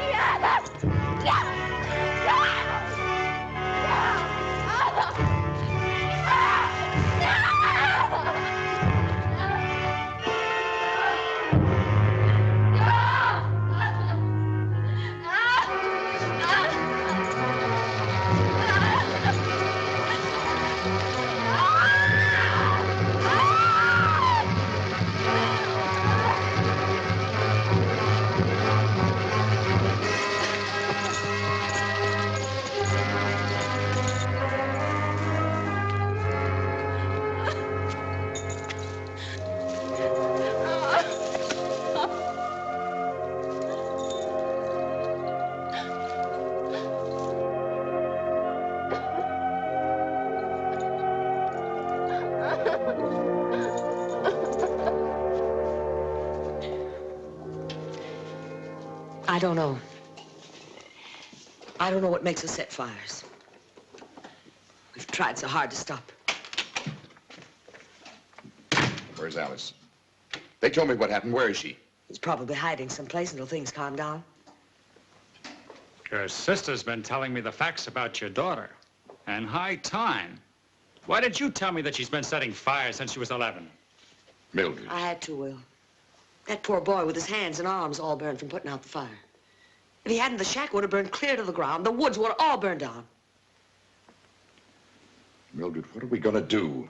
She's gonna have to be put away, Mr. Denning. She says she goes blank. Maybe she doesn't know. What do you mean, goes blank? She says that just to make you feel sorry for her. She knows what she's doing. Will, I feel just as bad as you do. But we've got to face it. She's dangerous, and she'll get worse.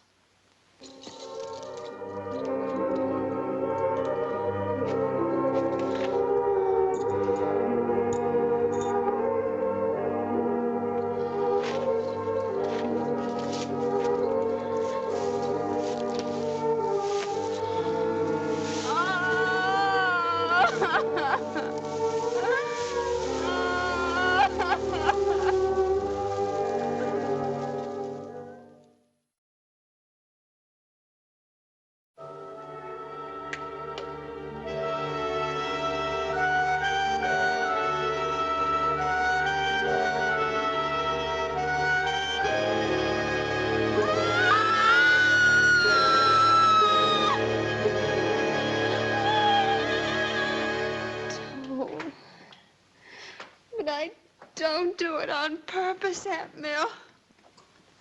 You know I don't. You make it happen. You want it to. Make what happen, Alice? Make what happen? Oh, Aunt Mill. Don't. Don't what, Alice? Don't.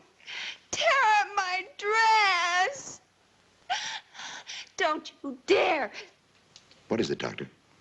She's badly disturbed, badly frightened. About the fire? Something deeper than that. Don't you dare! Don't what, Alice? Don't dare what?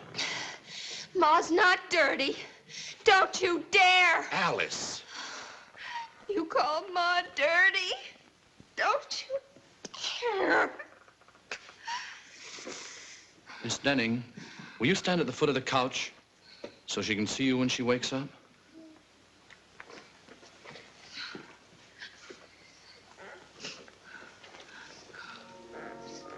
Say something to her. Alice. Wake up, dear. Alice. Alice. Go away. Go away. Alice, sweetheart. Is that Mildred? You said bad things about Ma. Go away. Poor child, she doesn't know what she's saying. You said it on purpose to upset me. Because that's when it happens. And you want it to happen. Don't talk crazy. I won't live here anymore. It's your home. No, not since my Ma left. Not since you came. Shh, Alice. Alice, baby. Shh. No, don't touch me. Alice. Don't touch me. You made it happen again. You made it happen.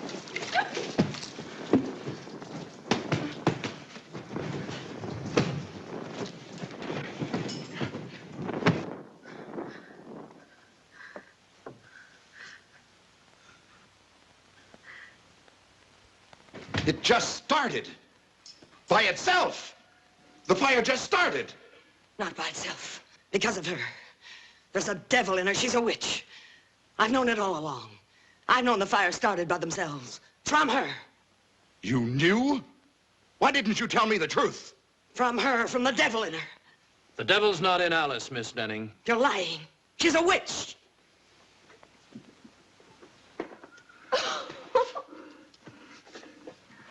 I saw it. I saw it. We all did. What is it? I don't know. I don't know. Nobody really knows. But Alice was not an isolated case. There have been others. The ability to induce spontaneous combustion may be a survival of a power from ancient times. Then it would have been called a miracle of great value. For the worship of fire stems from man's earliest beginnings. Well, at least that's a theory. I can tell you some facts about Alice herself, however. Today, she is happily married with grown children of her own. And her power, a power she certainly never wanted, disappeared when she felt secure, when she knew she was loved. In a moment, a program note about next week. Of all the souvenirs of World War II, this wrench is perhaps the weirdest. In fact, it's the star of next week's journey into the world of the unknown, supported by a submarine crew who waited for death at 40 fathoms.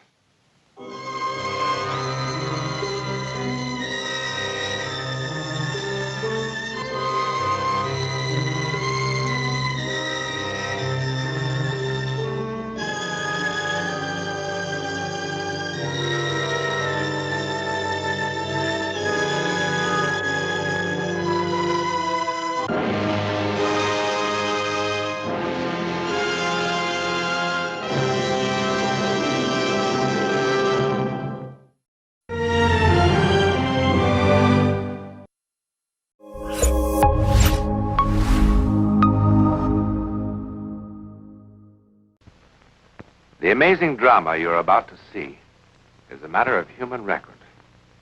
You may believe it or not, but the real people who lived this story, they believe it. They know. They took that one step beyond.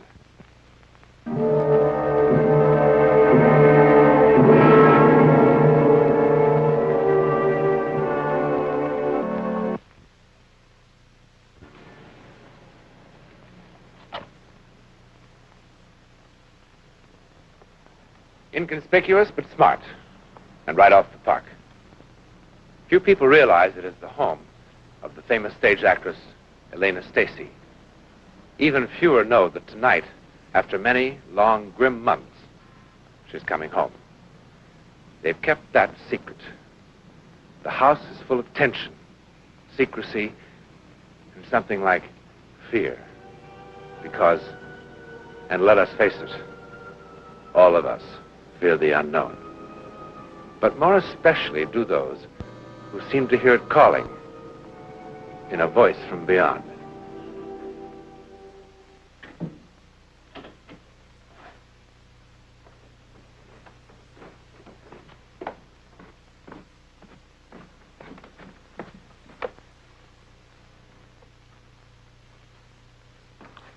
you want something, Mrs. Marple?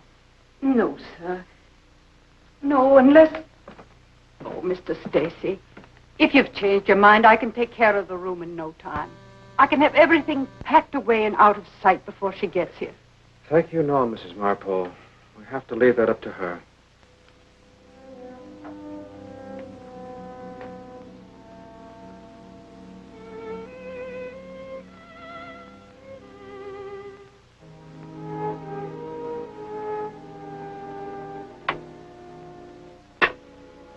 Poor thing. Poor thing. Please, Mrs. Marple. I'm sorry, sir. Forgive me. I'm sure you know best. But I'll go see about the table. I had Mary clean all the good silver, and there's some fresh flowers. Now, wait. Mrs. Marple, I thought I'd explained it to you. There's to be no fuss. This is nothing special about tonight. Look, forget the dining room altogether. We'll have dinner in here by the fire, the way we have a million times. You see, it's to be a night like any other night. Just as though nothing had ever happened, you understand? Yes, sir. As if nothing had ever happened.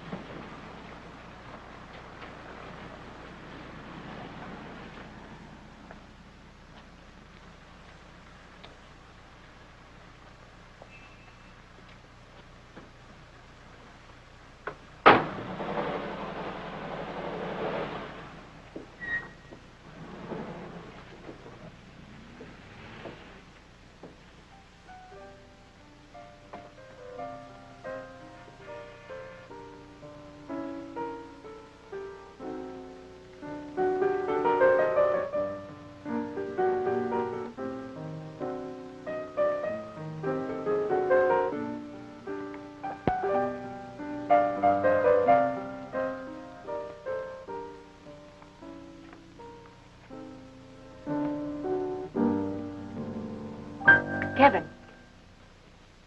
Hi, darling. Hi, sweetheart.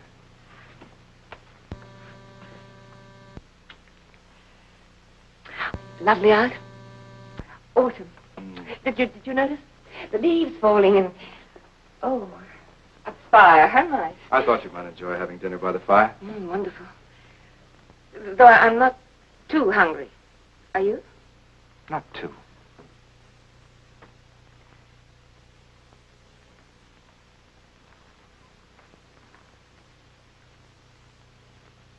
Do you think I haven't changed, have I? You'll always be beautiful. Everyone changes. Ages. I've been thinking of having my hair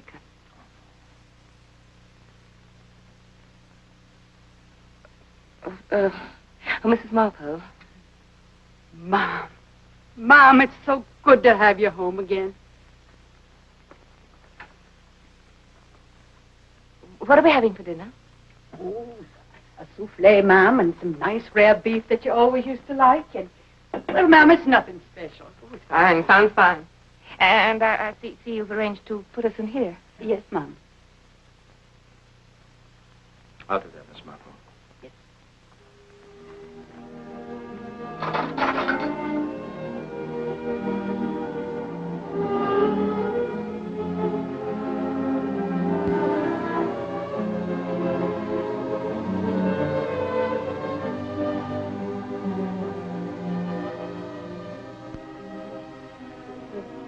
This material has held up quite well, hasn't it? But perhaps it is a little faded. I hadn't thought it would fade.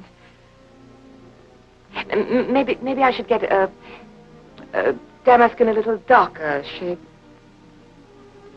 Or do you think that would be a mistake? What the world are you talking about? I asked if you thought that the damask should be I'm sure I don't know. Kevin!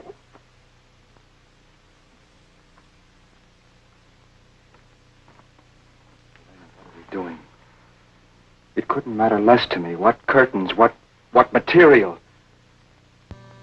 This just won't work, this insane little game we're playing. What game? I'm sorry. All right, Elena. I said insane game. It's just a phrase, but you know what I meant. But you said, your last visit, you promised that when I came home, we'd act as though nothing had happened. I was a fool. Your doctor would be the first to agree. Don't you see why it won't work? Because it is an act. Because we're two strangers trying to pretend that nothing has happened. That there's been no tragedy, no loss. There's nothing for us to forget.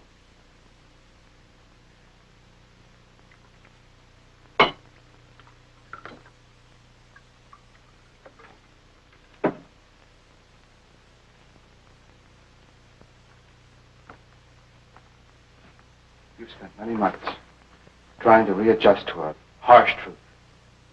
There's no reason why you should accept it alone. I'm your husband. I love you. What hurts you hurts me. The only joy I can contemplate is a joy that I can only contemplate with you. That's the reason why we can have no secrets, no pretenses. It's the reason why it's useless to be talking about curtains and drapes when what's really on our minds is what has happened and how we're going to face up to it from here on in.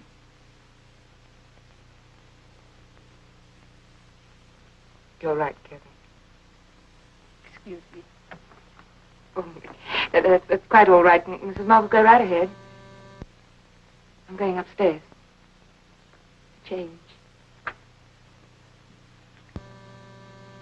You do that. Hey. It's going to be all right.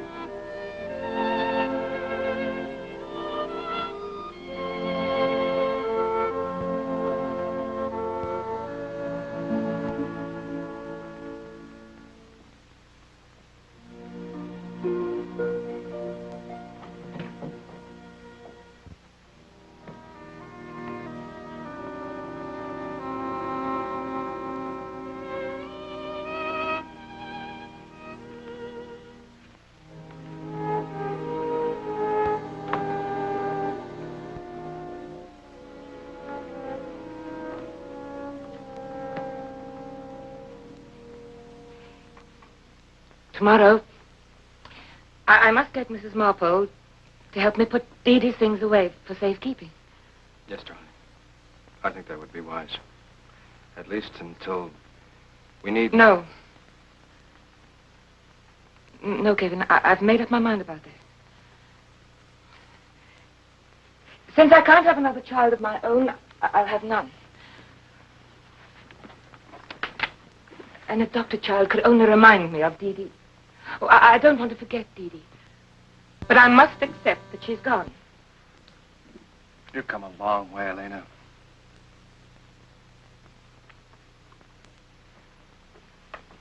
I am better. Aren't I? Yes, my darling. Yes. And this world of unreality I was living in, because I wanted it to be true that Dee Dee didn't really die, that the truck which struck her down that rainy night was only a nightmare. That delusion won't come back, will it? It won't haunt me anymore. No, Elena. No more. Oh, I've missed you so. Oh, darling, I've missed you too. Tonight, we celebrate. I've got the biggest bottle of champagne you've ever seen on ice. You're home again. I'll be right back.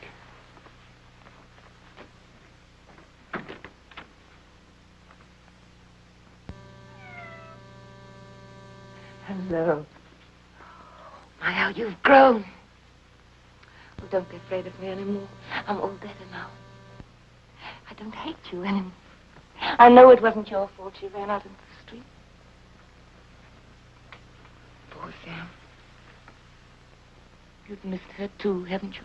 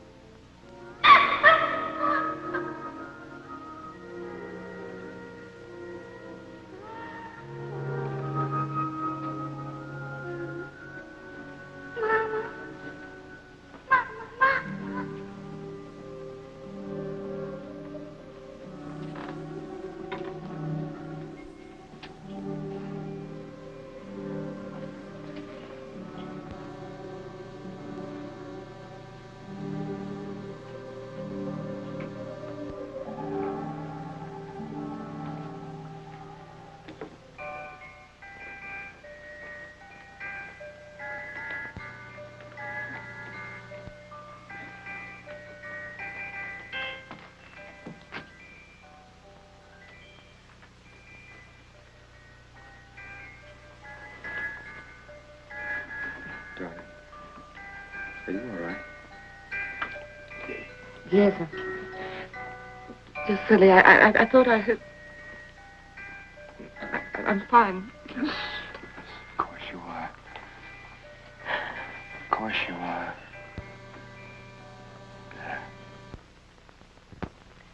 Alas, why know you so your nether lip? Some bloody passion shakes your very frame. These are portents. But yet I hope they do not point on me. And then Othello says, peace and be still. And then I say, I will so. Alas, why know you so your nether lip? Some bloody passion shakes your very frame. These are portents.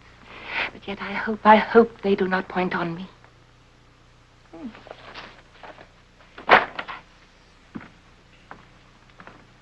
Hi, sweetheart. Hi, darling. Something smells good. What is it? Get your hot roasted chestnuts right here. Will I?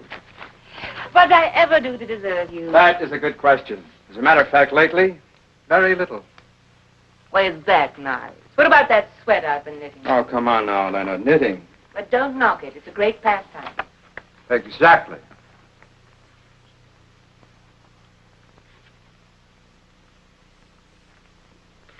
Please, Kevin, don't ask me again. I can't do it, really, I can't. Why can't you? You're absolutely brilliant in the part at Stratford. No one's forgotten you yet. That was years ago. Before Dee Dee. You know very well you watch the mare like a hawk, waiting for a good play. Any play? Any play except the play I'm doing. You know very well why I've put off casting. I know why, and it isn't because you can't find a dozen other actresses better suited. I don't want a dozen other actresses. You'll be marvelous. No, something else will turn up.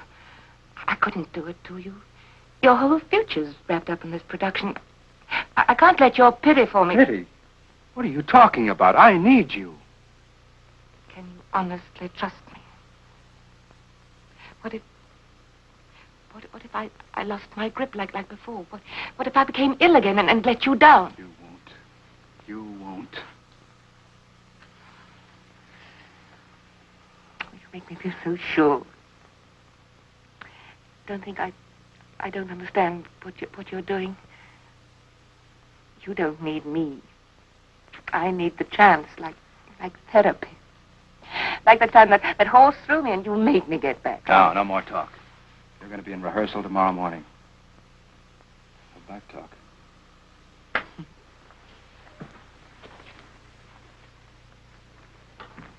Where are you going? I'm going to release it to the press. They're waiting on the doorstep. Practically.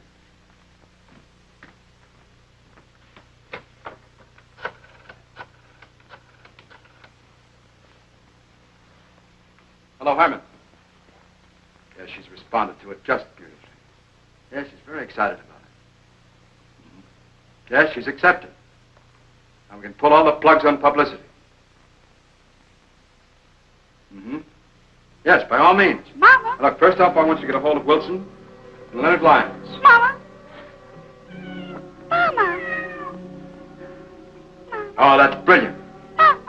Yes, of course. Say something like, Elena Stacy. Don't you hear? Makes triumphant return to the stage in Othello, Shakespeare's immortal tragedy.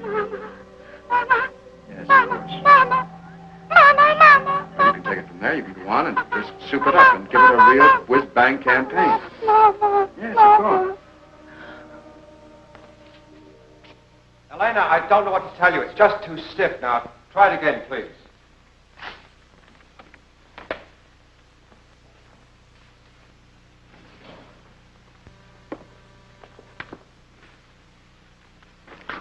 Why, sweet Othello? Devil. I have not deserved this. Oh, devil, devil. If that the earth could teem with women's tears, each drop she falls would prove a crocodile. Out of my sight! I will not stay to offend you.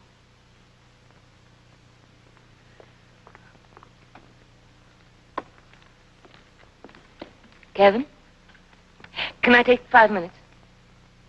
Fine, darling. Why, I think that's the right level. The way we discussed it at lunch, I think it's proof that we've really got something. Mm-hmm. All right.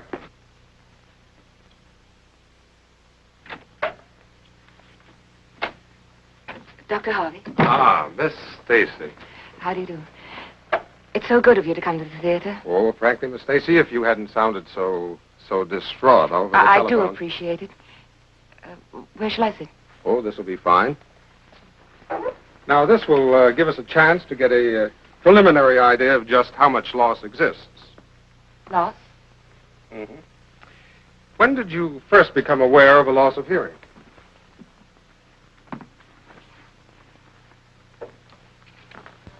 Well, Doctor, I don't really have any trouble hearing. But sometimes people going deaf do hear things that aren't there, don't they? I mean, I read somewhere. Bells, telephone bells, music, all sorts of weird noises. Yes, that happens. It's called tinnitus. Now, we'll get into your medical history later. Meanwhile, if I can just fit this like this, so. Comfortable? Comfortable? Fine, thank you. Now. What was that? You heard that. Fine. Whenever you hear, raise your hand.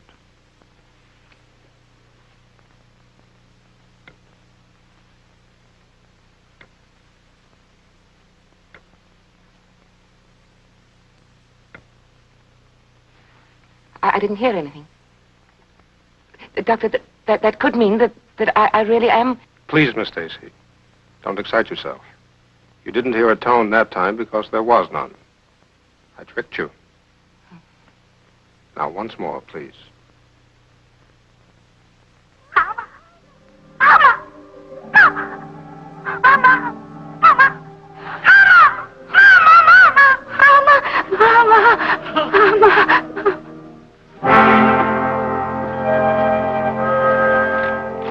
I'll see them on stage in 5 minutes. Elena? What's the matter with her? What's going on here? Who are you? Dr. John Harvey. There's nothing to be alarmed about. The young lady simply has a lively imagination. She imagined she might be going deaf. But, as a matter of fact, after preliminary examination, I'd say her hearing is perfectly normal. Deaf? Ear doctor? What the devil are you doing with an ear doctor?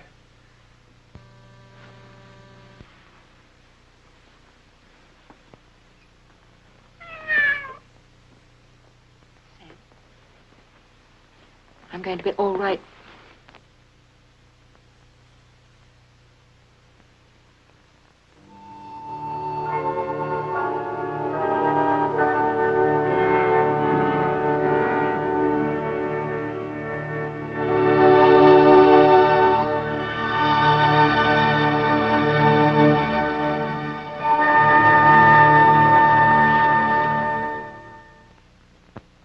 Till she come, as truly as to heaven, I do confess the vices of my blood. Her father loved me, oft invited me, still questioned me the story of my life.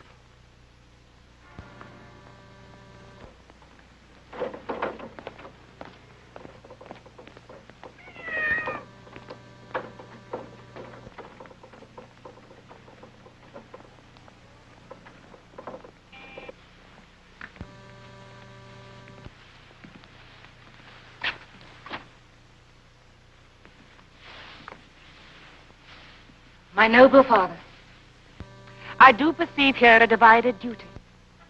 To you, I am bound for life and education. My life and education both to learn me how to respect you. You are the lord of duty. I am hitherto your daughter. But here's my husband. And so much duty as my mother showed to you, preferring you before her father. So much I challenge that I may profess due to the more, my lord.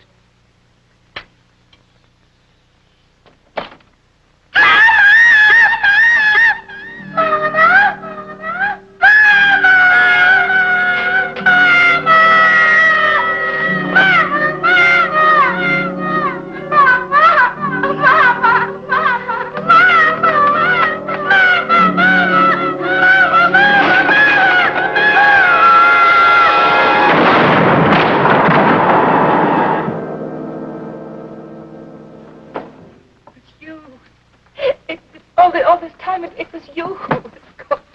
Oh, it was you. It was you. It was you. Oh, it was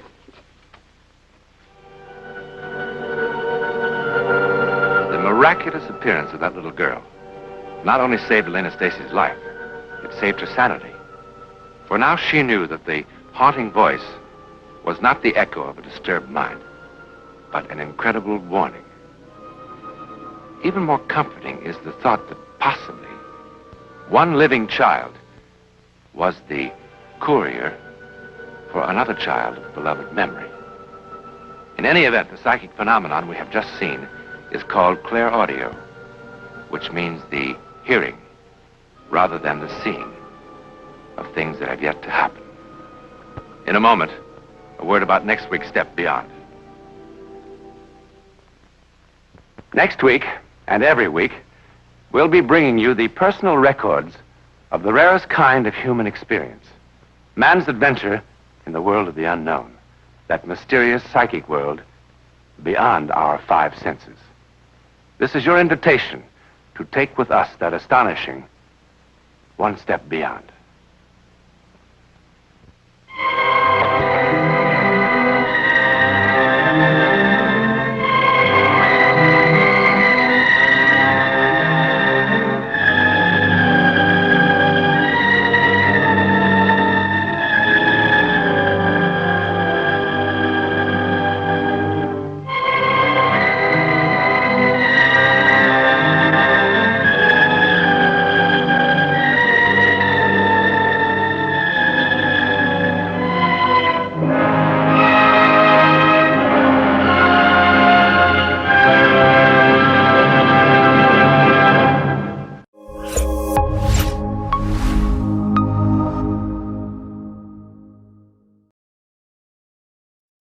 Have you ever had the feeling that you knew what someone was going to say just before he said it? Or have you ever walked into a strange room and had the sensation that you'd been there before? Well, if you have, you've taken a small step beyond. Now watch a giant step.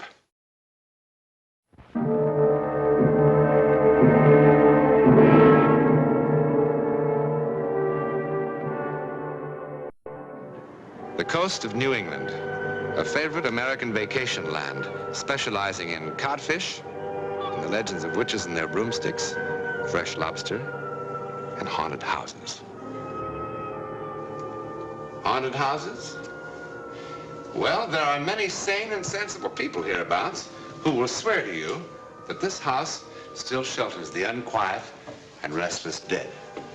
At any rate, if any ghostly inhabitants do dwell within these walls, they've certainly had the place to themselves for a very long time. We are told that we're more likely to find evidences of ghostly inhabitants in the Upper regions.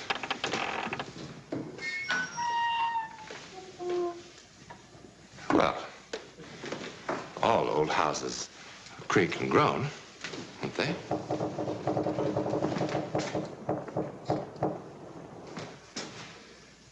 Now, look at this. This is perfectly solid wood and plaster. If there's anything more to it than this, we'll have to look further. The attic is a likely place to begin. No inanimate object can have a personality, we are told. But we forget. For example, we look at a house, we say that it's cheerful, melancholy, gloomy. Now, what we're doing, of course, is simply describing our own reactions. There are some cases, however, which seem to defy this handy explanation. On the New England coast, even today, there are certain houses which can be classified only as unfriendly. Now, that's more like it. That's what I've been talking about. Well, how do you know it's for rent? Well, let's find out. Come on. Come on. Will you come on? That's locked. Well, of course it's locked. Oh, isn't that marvelous, huh? I bet that's almost 200 years old. Mandy, let's look someplace else. Look someplace else, honey. This is it. This is what we've been dreaming about.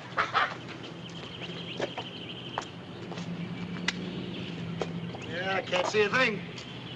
Honey, let's go. Let's go. Let's go in. Mandy, you'll get us arrested. Oh, don't be ridiculous.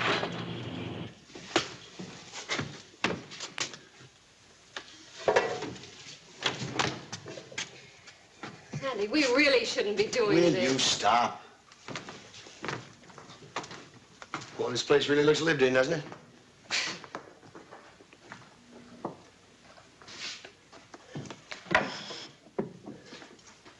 Now, what is that? Andy, let's go. Wait a minute, wait a minute. Will you look at those columns?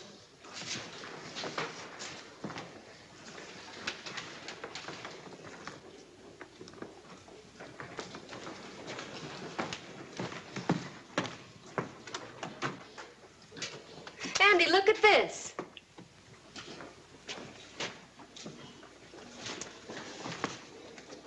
Captain Michael Clausen, 1860 to 1902.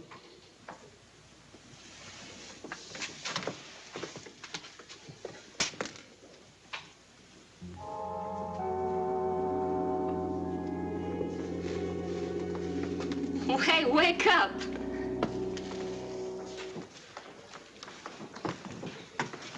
Oh, this is really something, isn't it? You like it very much, don't you? Like it? I love it. Don't you? Well, of course. All right, then let's take it, huh?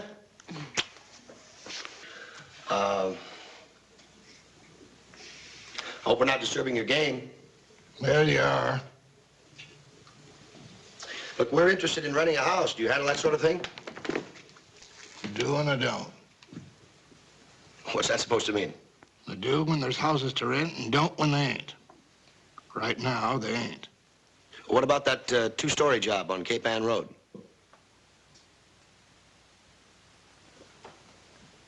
You mean the Clausen house? You know it? Yeah, I know it.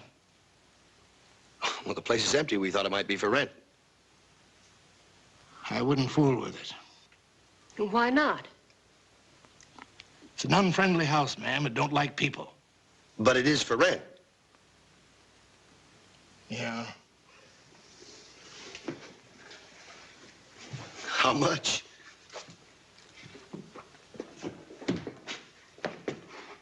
$500 a month. $500? Listen, I happen to be an architect. Now, I know a little bit about houses. That's a good house, but don't you think that's a little steep? Take it or leave it. Well, you must do a land office business, Mr. Leach. What if we decide to take it? Your concern, not mine. Well, let's talk business then.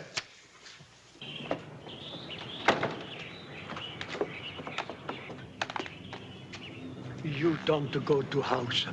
What? Don't go to house. Bad. Not a happy place. Yeah, well, we'll make it a happy place.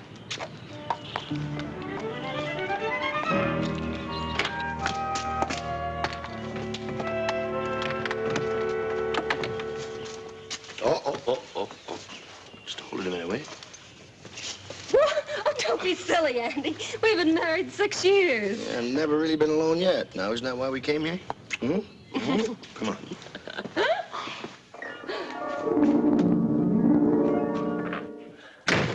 Well, it's ours.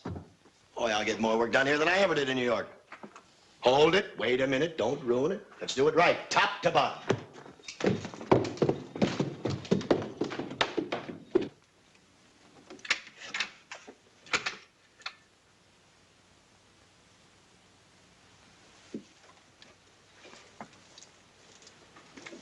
What's the matter? Nothing. Well, if you want to back out, you can. I haven't signed a lease yet. Oh, don't be silly. It'll be fun cleaning all this up. Give me something to do while you're working on your plans. It's a challenge, all right. And I accept. Oh, I wonder what's in here.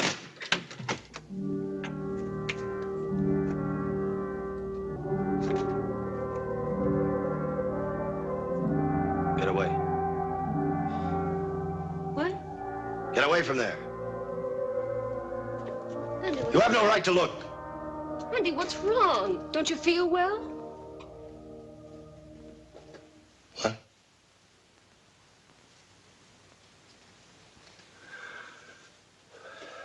I don't know. I feel kind of strange, maybe. Maybe it's the sea air. Why'd you get so upset about the trunk? I was just going to look inside. The what? Honey, maybe you're right. Maybe we shouldn't rent this place after all.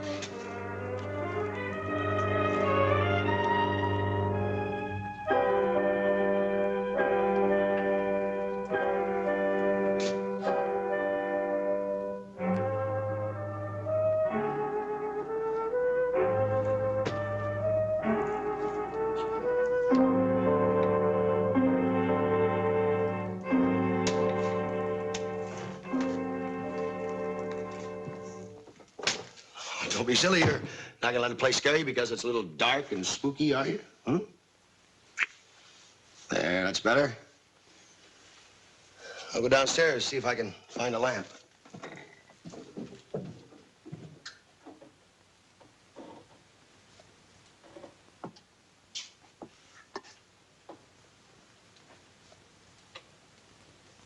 The Diary of Elsbeth Clausen, 1899.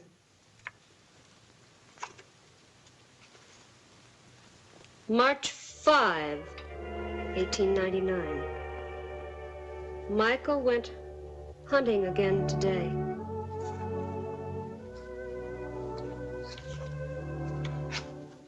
August 1st, 1899.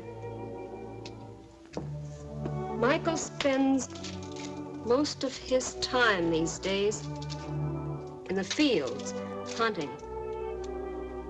He shouldn't. It only makes his leg that much worse. And when he returned, he was limping badly. Also, there was blood on his hands. I did not like the way he looked at me. His face was flushed and his eyes burned. He is jealous of Gideon, so many years his friend. What you got? Nothing, just an old book.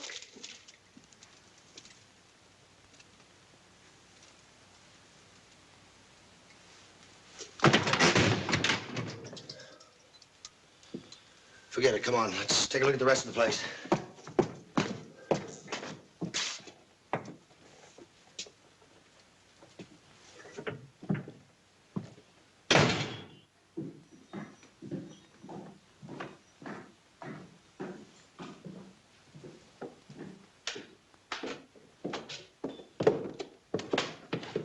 See so many rooms in your life?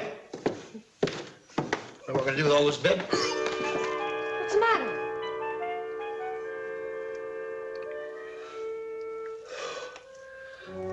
It was like somebody shoved a knife right in my leg.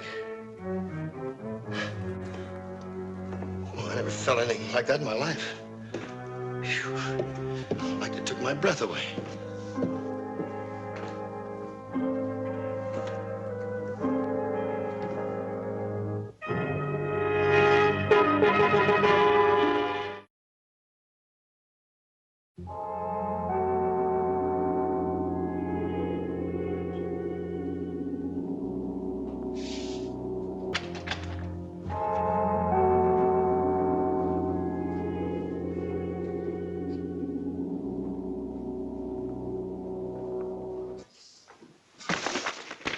I brought you some lunch. You haven't eaten a thing all day. Please try. You're being very solicitous. I'm worried about you. I'm sure you are.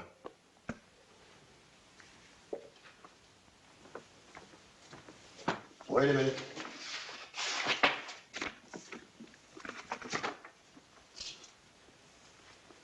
What is this? It's chicken soup. Looks thick, looks rich. Come here. Come here.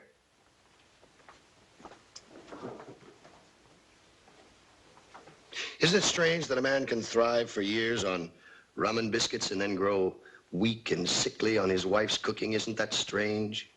Everything you say is strange. I don't know what you're talking about. No, of course not. Aren't you going to eat? It's a different food I need. What do you mean? Nothing. Take it away. I'm not hungry. I wish you wouldn't do that. Do what? Drink the way you've been doing lately.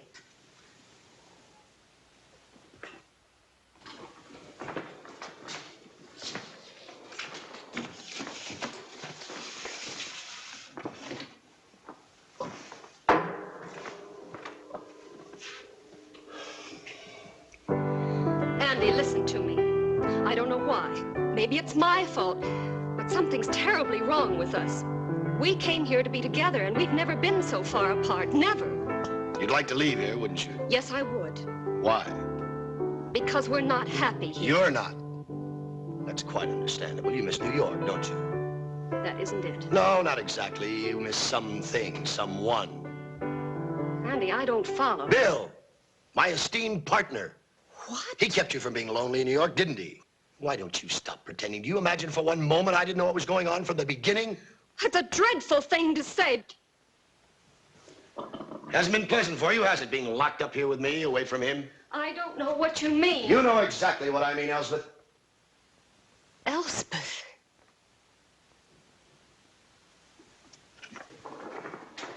You called me Elspeth. What are you talking about? Oh, Andy, I'm so frightened. I'm so frightened. Let's pack up and get out of here right now.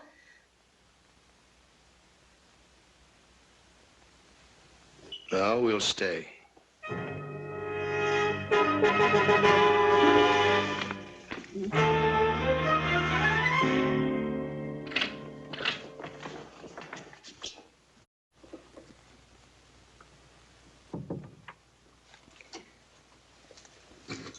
Mr. Leach? Yes, ma'am. I'm Ellen Courtney. We rented a house from you several months ago. Yes, ma'am. I remember. What can I do for you? Well, I'm not sure. May I sit down, please? Why, of course, of course. Right here.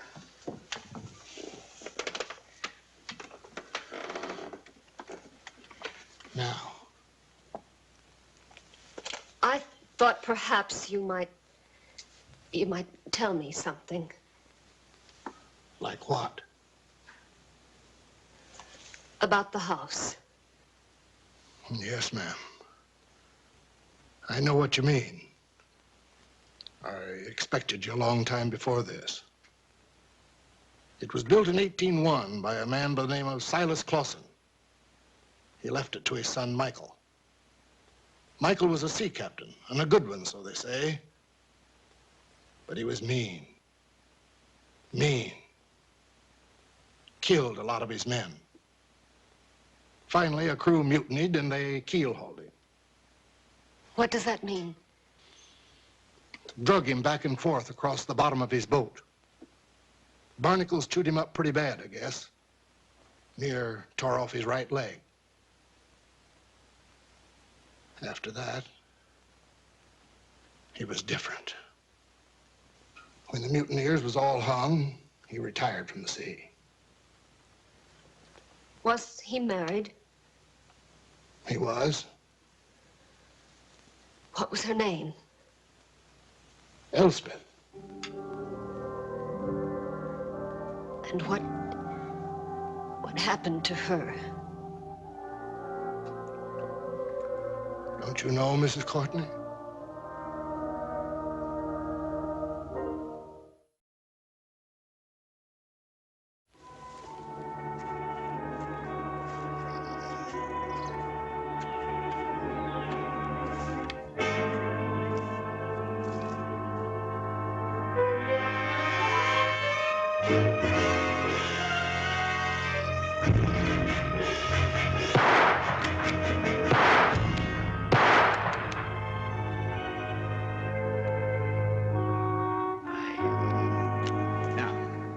Where's the master?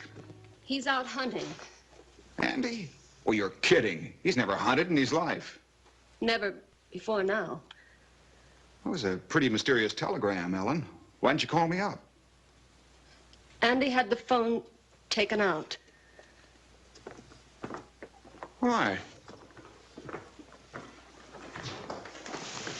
Ever since we moved into this house, Andy's been different. How? He's changed into another person, a person I've never seen before. And neither of you. Bill, you wouldn't recognize him. He gets into moods. He hardly even talks to me, and when he does, I don't know who he is. Well, he's never had any time to himself before. Well, this is a pretty tough adjustment to make, Ellen.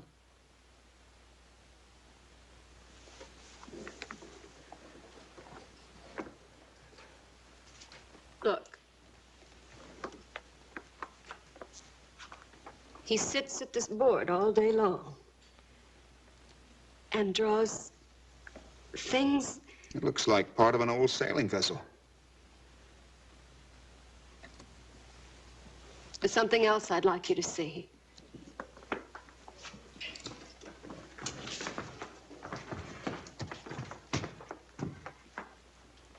Andy. How are you? Ellen told me you were out slaughtering the local wildlife. I couldn't believe it. Well, there are no letters. I tried to call you. I had a feeling you were trying to keep something from me. You don't like me to keep things from you, do you? Well, it all depends. You came here for a reason? Get to the point. All right. I'm kind of swamped at the office, and I thought maybe you might want to help. Help yourself, Gideon, you always have. Gideon?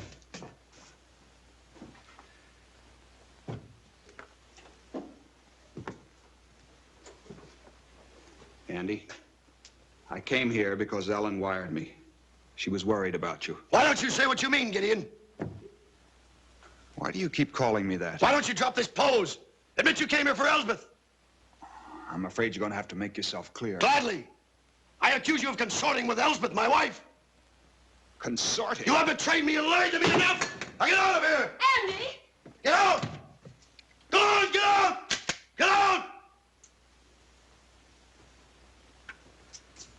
Oh, Bill.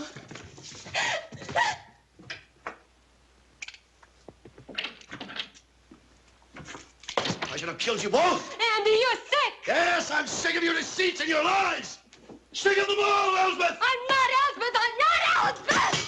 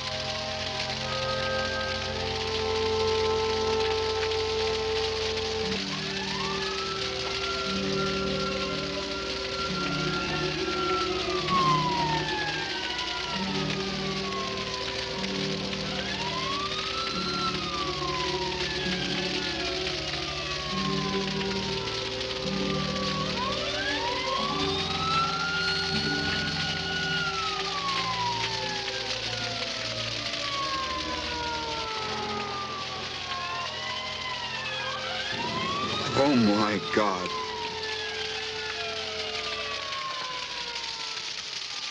What's wrong?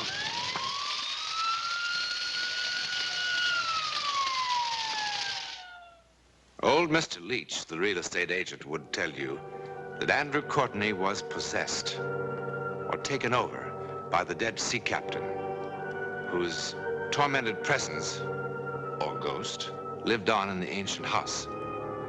Once the house was destroyed, the captain was destroyed, and Andrew was restored to himself. It's not an entirely satisfactory explanation, is it? But it's the best we can do right now. In a moment, a word about next week. It was just an ordinary boarding house mirror, but when Paul Marlin looked into it, he got a shattering glimpse into the future. He took a horrifying step beyond our known world. Perhaps it's just as well that most of us cannot see into the future. You can decide for yourself next week.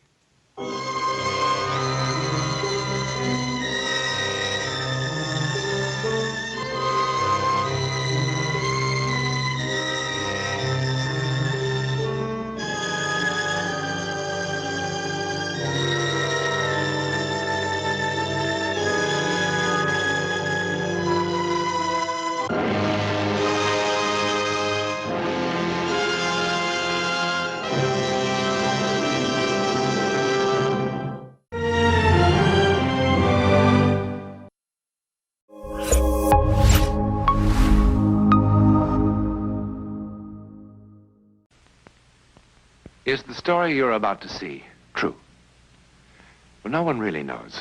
No one as yet has been able to prove or disprove it. And so it remains in limbo, a part of that vast, uncharted world of psychic phenomena beyond our powers of explanation.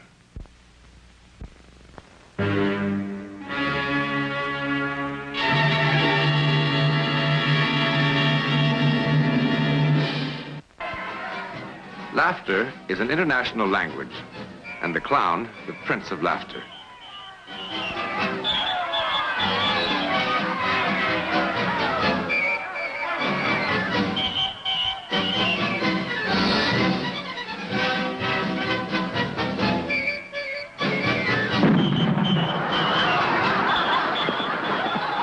He is a universal phenomenon. He's as old as man's culture. He always has been and always will be with us. He's the heart and the essence of the circus, or the festival, the carnival. Always the very center of noisy, happy crowds.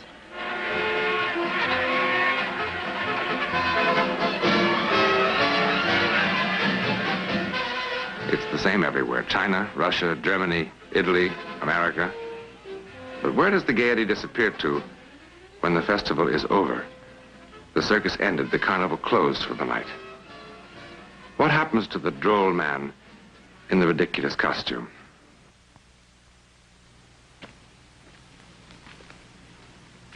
The carnival grounds are empty now. And the shrill piping voice of the calliope, still. The performers, in their trailers, are speaking in hushed tones. Because something happened here tonight. Something that was so bizarre that even the normally superstitious carny folk found it almost impossible to believe. Just a few hours ago, the first shadow fell. A psychic shadow.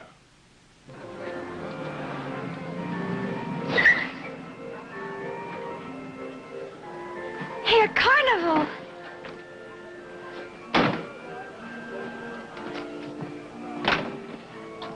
Where are you going? You said we could have some fun. Said if you behaved yourself.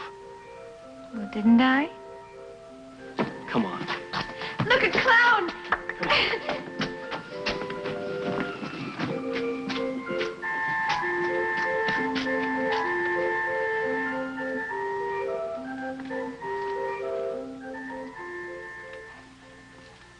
Look, a clown. A putty nose and a grease paint smile. The man inside the clown? Anonymous. X. But that doesn't matter because usually the only function of the clown is to make us laugh. Usually.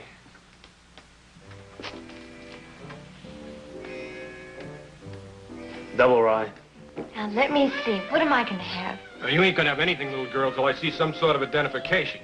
I'm a married woman.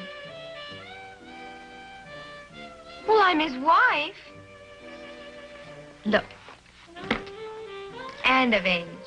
Well, sorry, but that's the rule. Don't you worry. We all make mistakes. Anyways, I just want a pop. Sure. You know, you had me there for a minute. I thought he was your, well... What's so funny? What's so funny? And who asked you? Come on over and sit down. I'll bring you your pop.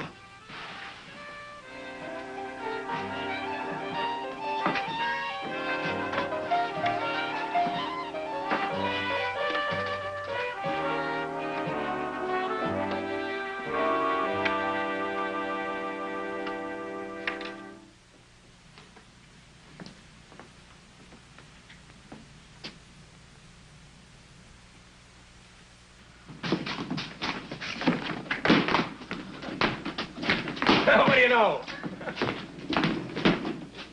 Beat it. Beat it.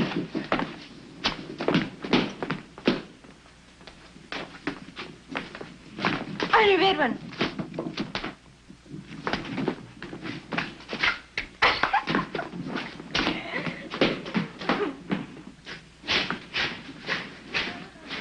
What about? Behave yourself, will you, sweetheart? Act decent.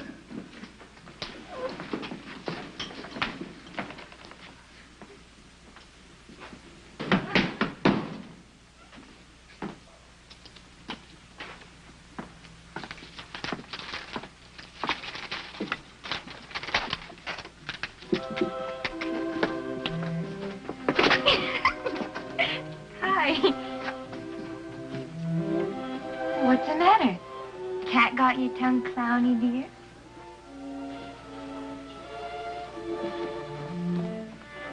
You can't talk at all, huh? Oh, gee, I'm sorry. What do they call that, a mute? Well, listen, it's not as bad as all that. Honey, you've got a smile that makes up for 1,000 words. 1,000,000, in fact.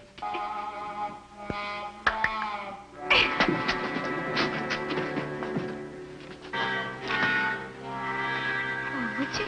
My hair? My pretty soft hair? I like it, too. I sure do. I guess maybe I oughtn't to say that. But it's real nice, like silk. You... Go ahead. Feel it all you like. Didn't I tell you it's smooth as silk?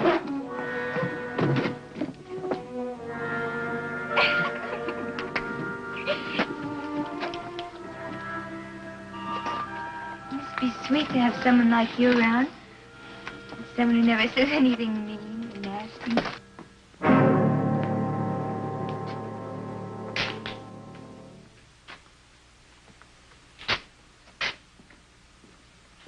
You're real sweet.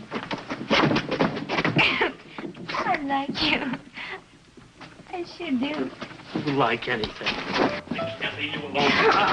I can't trust you for a minute anymore. After the talking, I double ride. Just a nice guy. A nice guy. Oh, he's just a sweet Right clown. along, just as long as it's a Like man. my hair, that's all. You like it, it's soft. Will you leave me alone? Will you get out of here and leave my wife's hair alone? It's just sweet. Yeah, he's just sweet like all the He others, likes isn't he? my hair, He's real honey. sweet. He's a nice clown. He likes your hair. It's lovely hair, isn't it? Nice. It really is lovely hair. There, you like her hair? Well, here. Oh, here.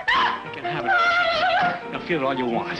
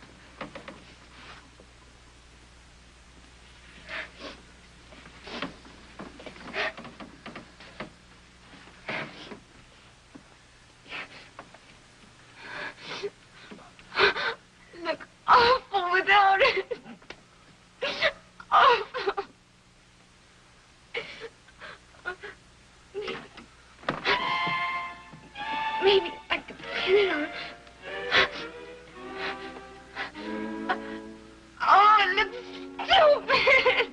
Look stupid.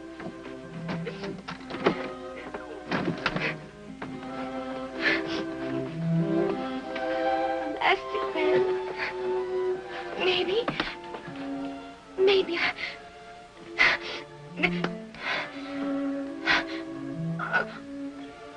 No.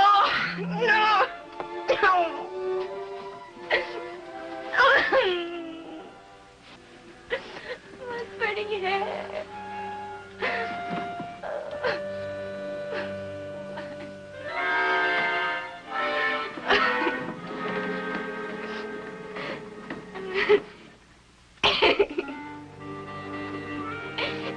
Oh, you're so cute.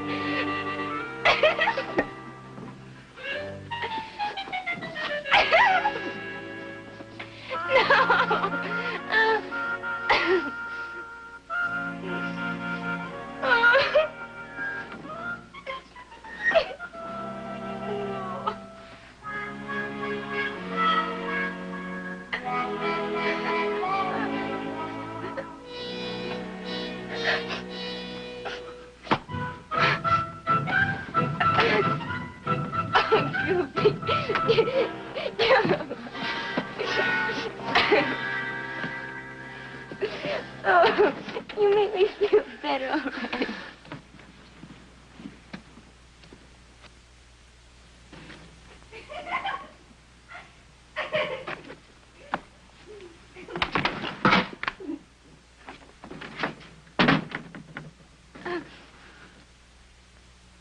You dirty cheap. I've had it from you. I've had it, do you hear?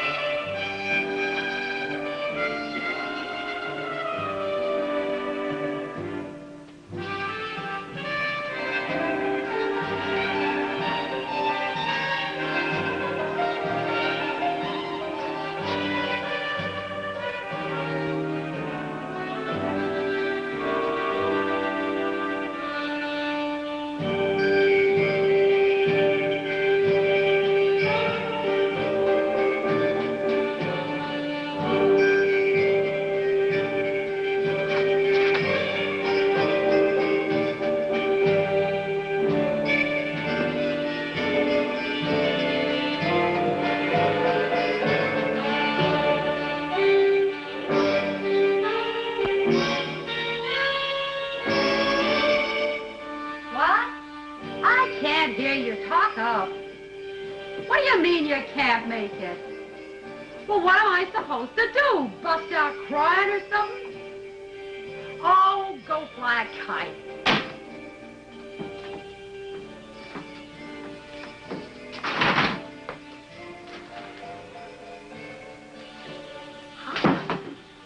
Want to buy me a drink? Go away. Go away. Come on now, is that a way to talk? Leave me alone.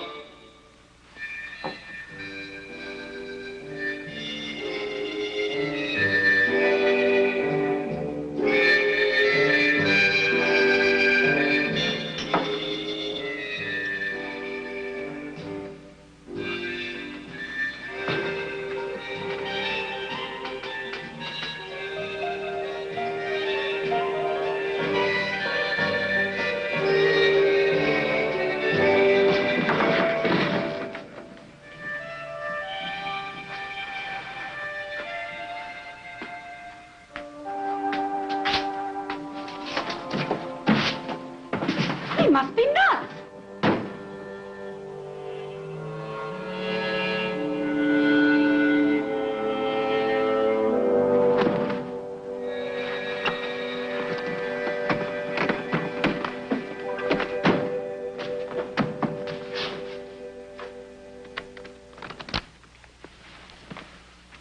Nobody opens that door till the police get here. But Buck said he saw the whole Buck was thing. shooting off his mouth. Yeah, but I caught him red-handed, I tell you. I saw him with my own eyes. I don't care what you saw. Pippo couldn't do a thing like that. Anybody knows Pippo wouldn't hurt a fly. He's big, he's dumb maybe, but I saw him. He could talk for himself. When the police get here, he can write down what happened. Oh, that poor innocent girl. Stabbed with them wicked scissors of his. I always knew there was something wrong with that Pippo. You mind your own business. All right, back to work. Let's break it up. Come on.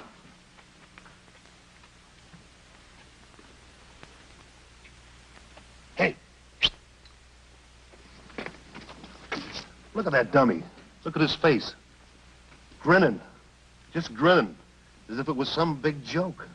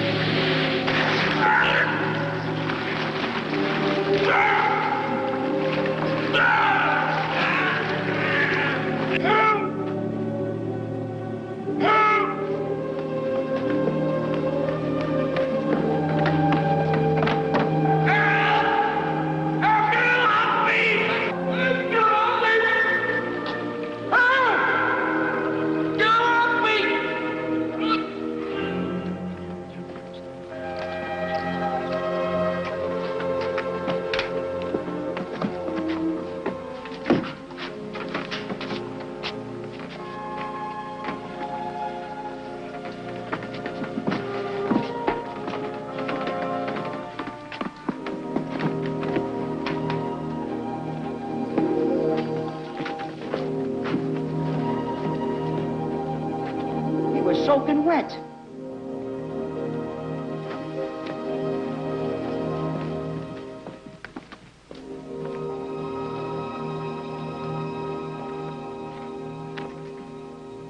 Look. The clown. Pippo. The clown. Yes, usually his only function is to make us laugh. It is certainly not to disturb the secure curtain of reality, which hides from our eyes what? And if it makes you more comfortable to consider all that has happened merely an illusion, well then by all means, you be comfortable. But the definition of illusion is that which is unreal. Now the clown was soaking wet, wasn't he? Now, that's reality. And the clown never left this trailer. And that's reality. And the prison cell in which Tom Reagan will spend so many years, that is most certainly reality. But, as I said, be comfortable. In a moment, something about next week. Next week, and every week, we'll be bringing you the personal records of the rarest kind of human experience. Man's adventure in the world of the unknown. That mysterious psychic world beyond our five senses. This is your invitation to take with us that astonishing one step beyond.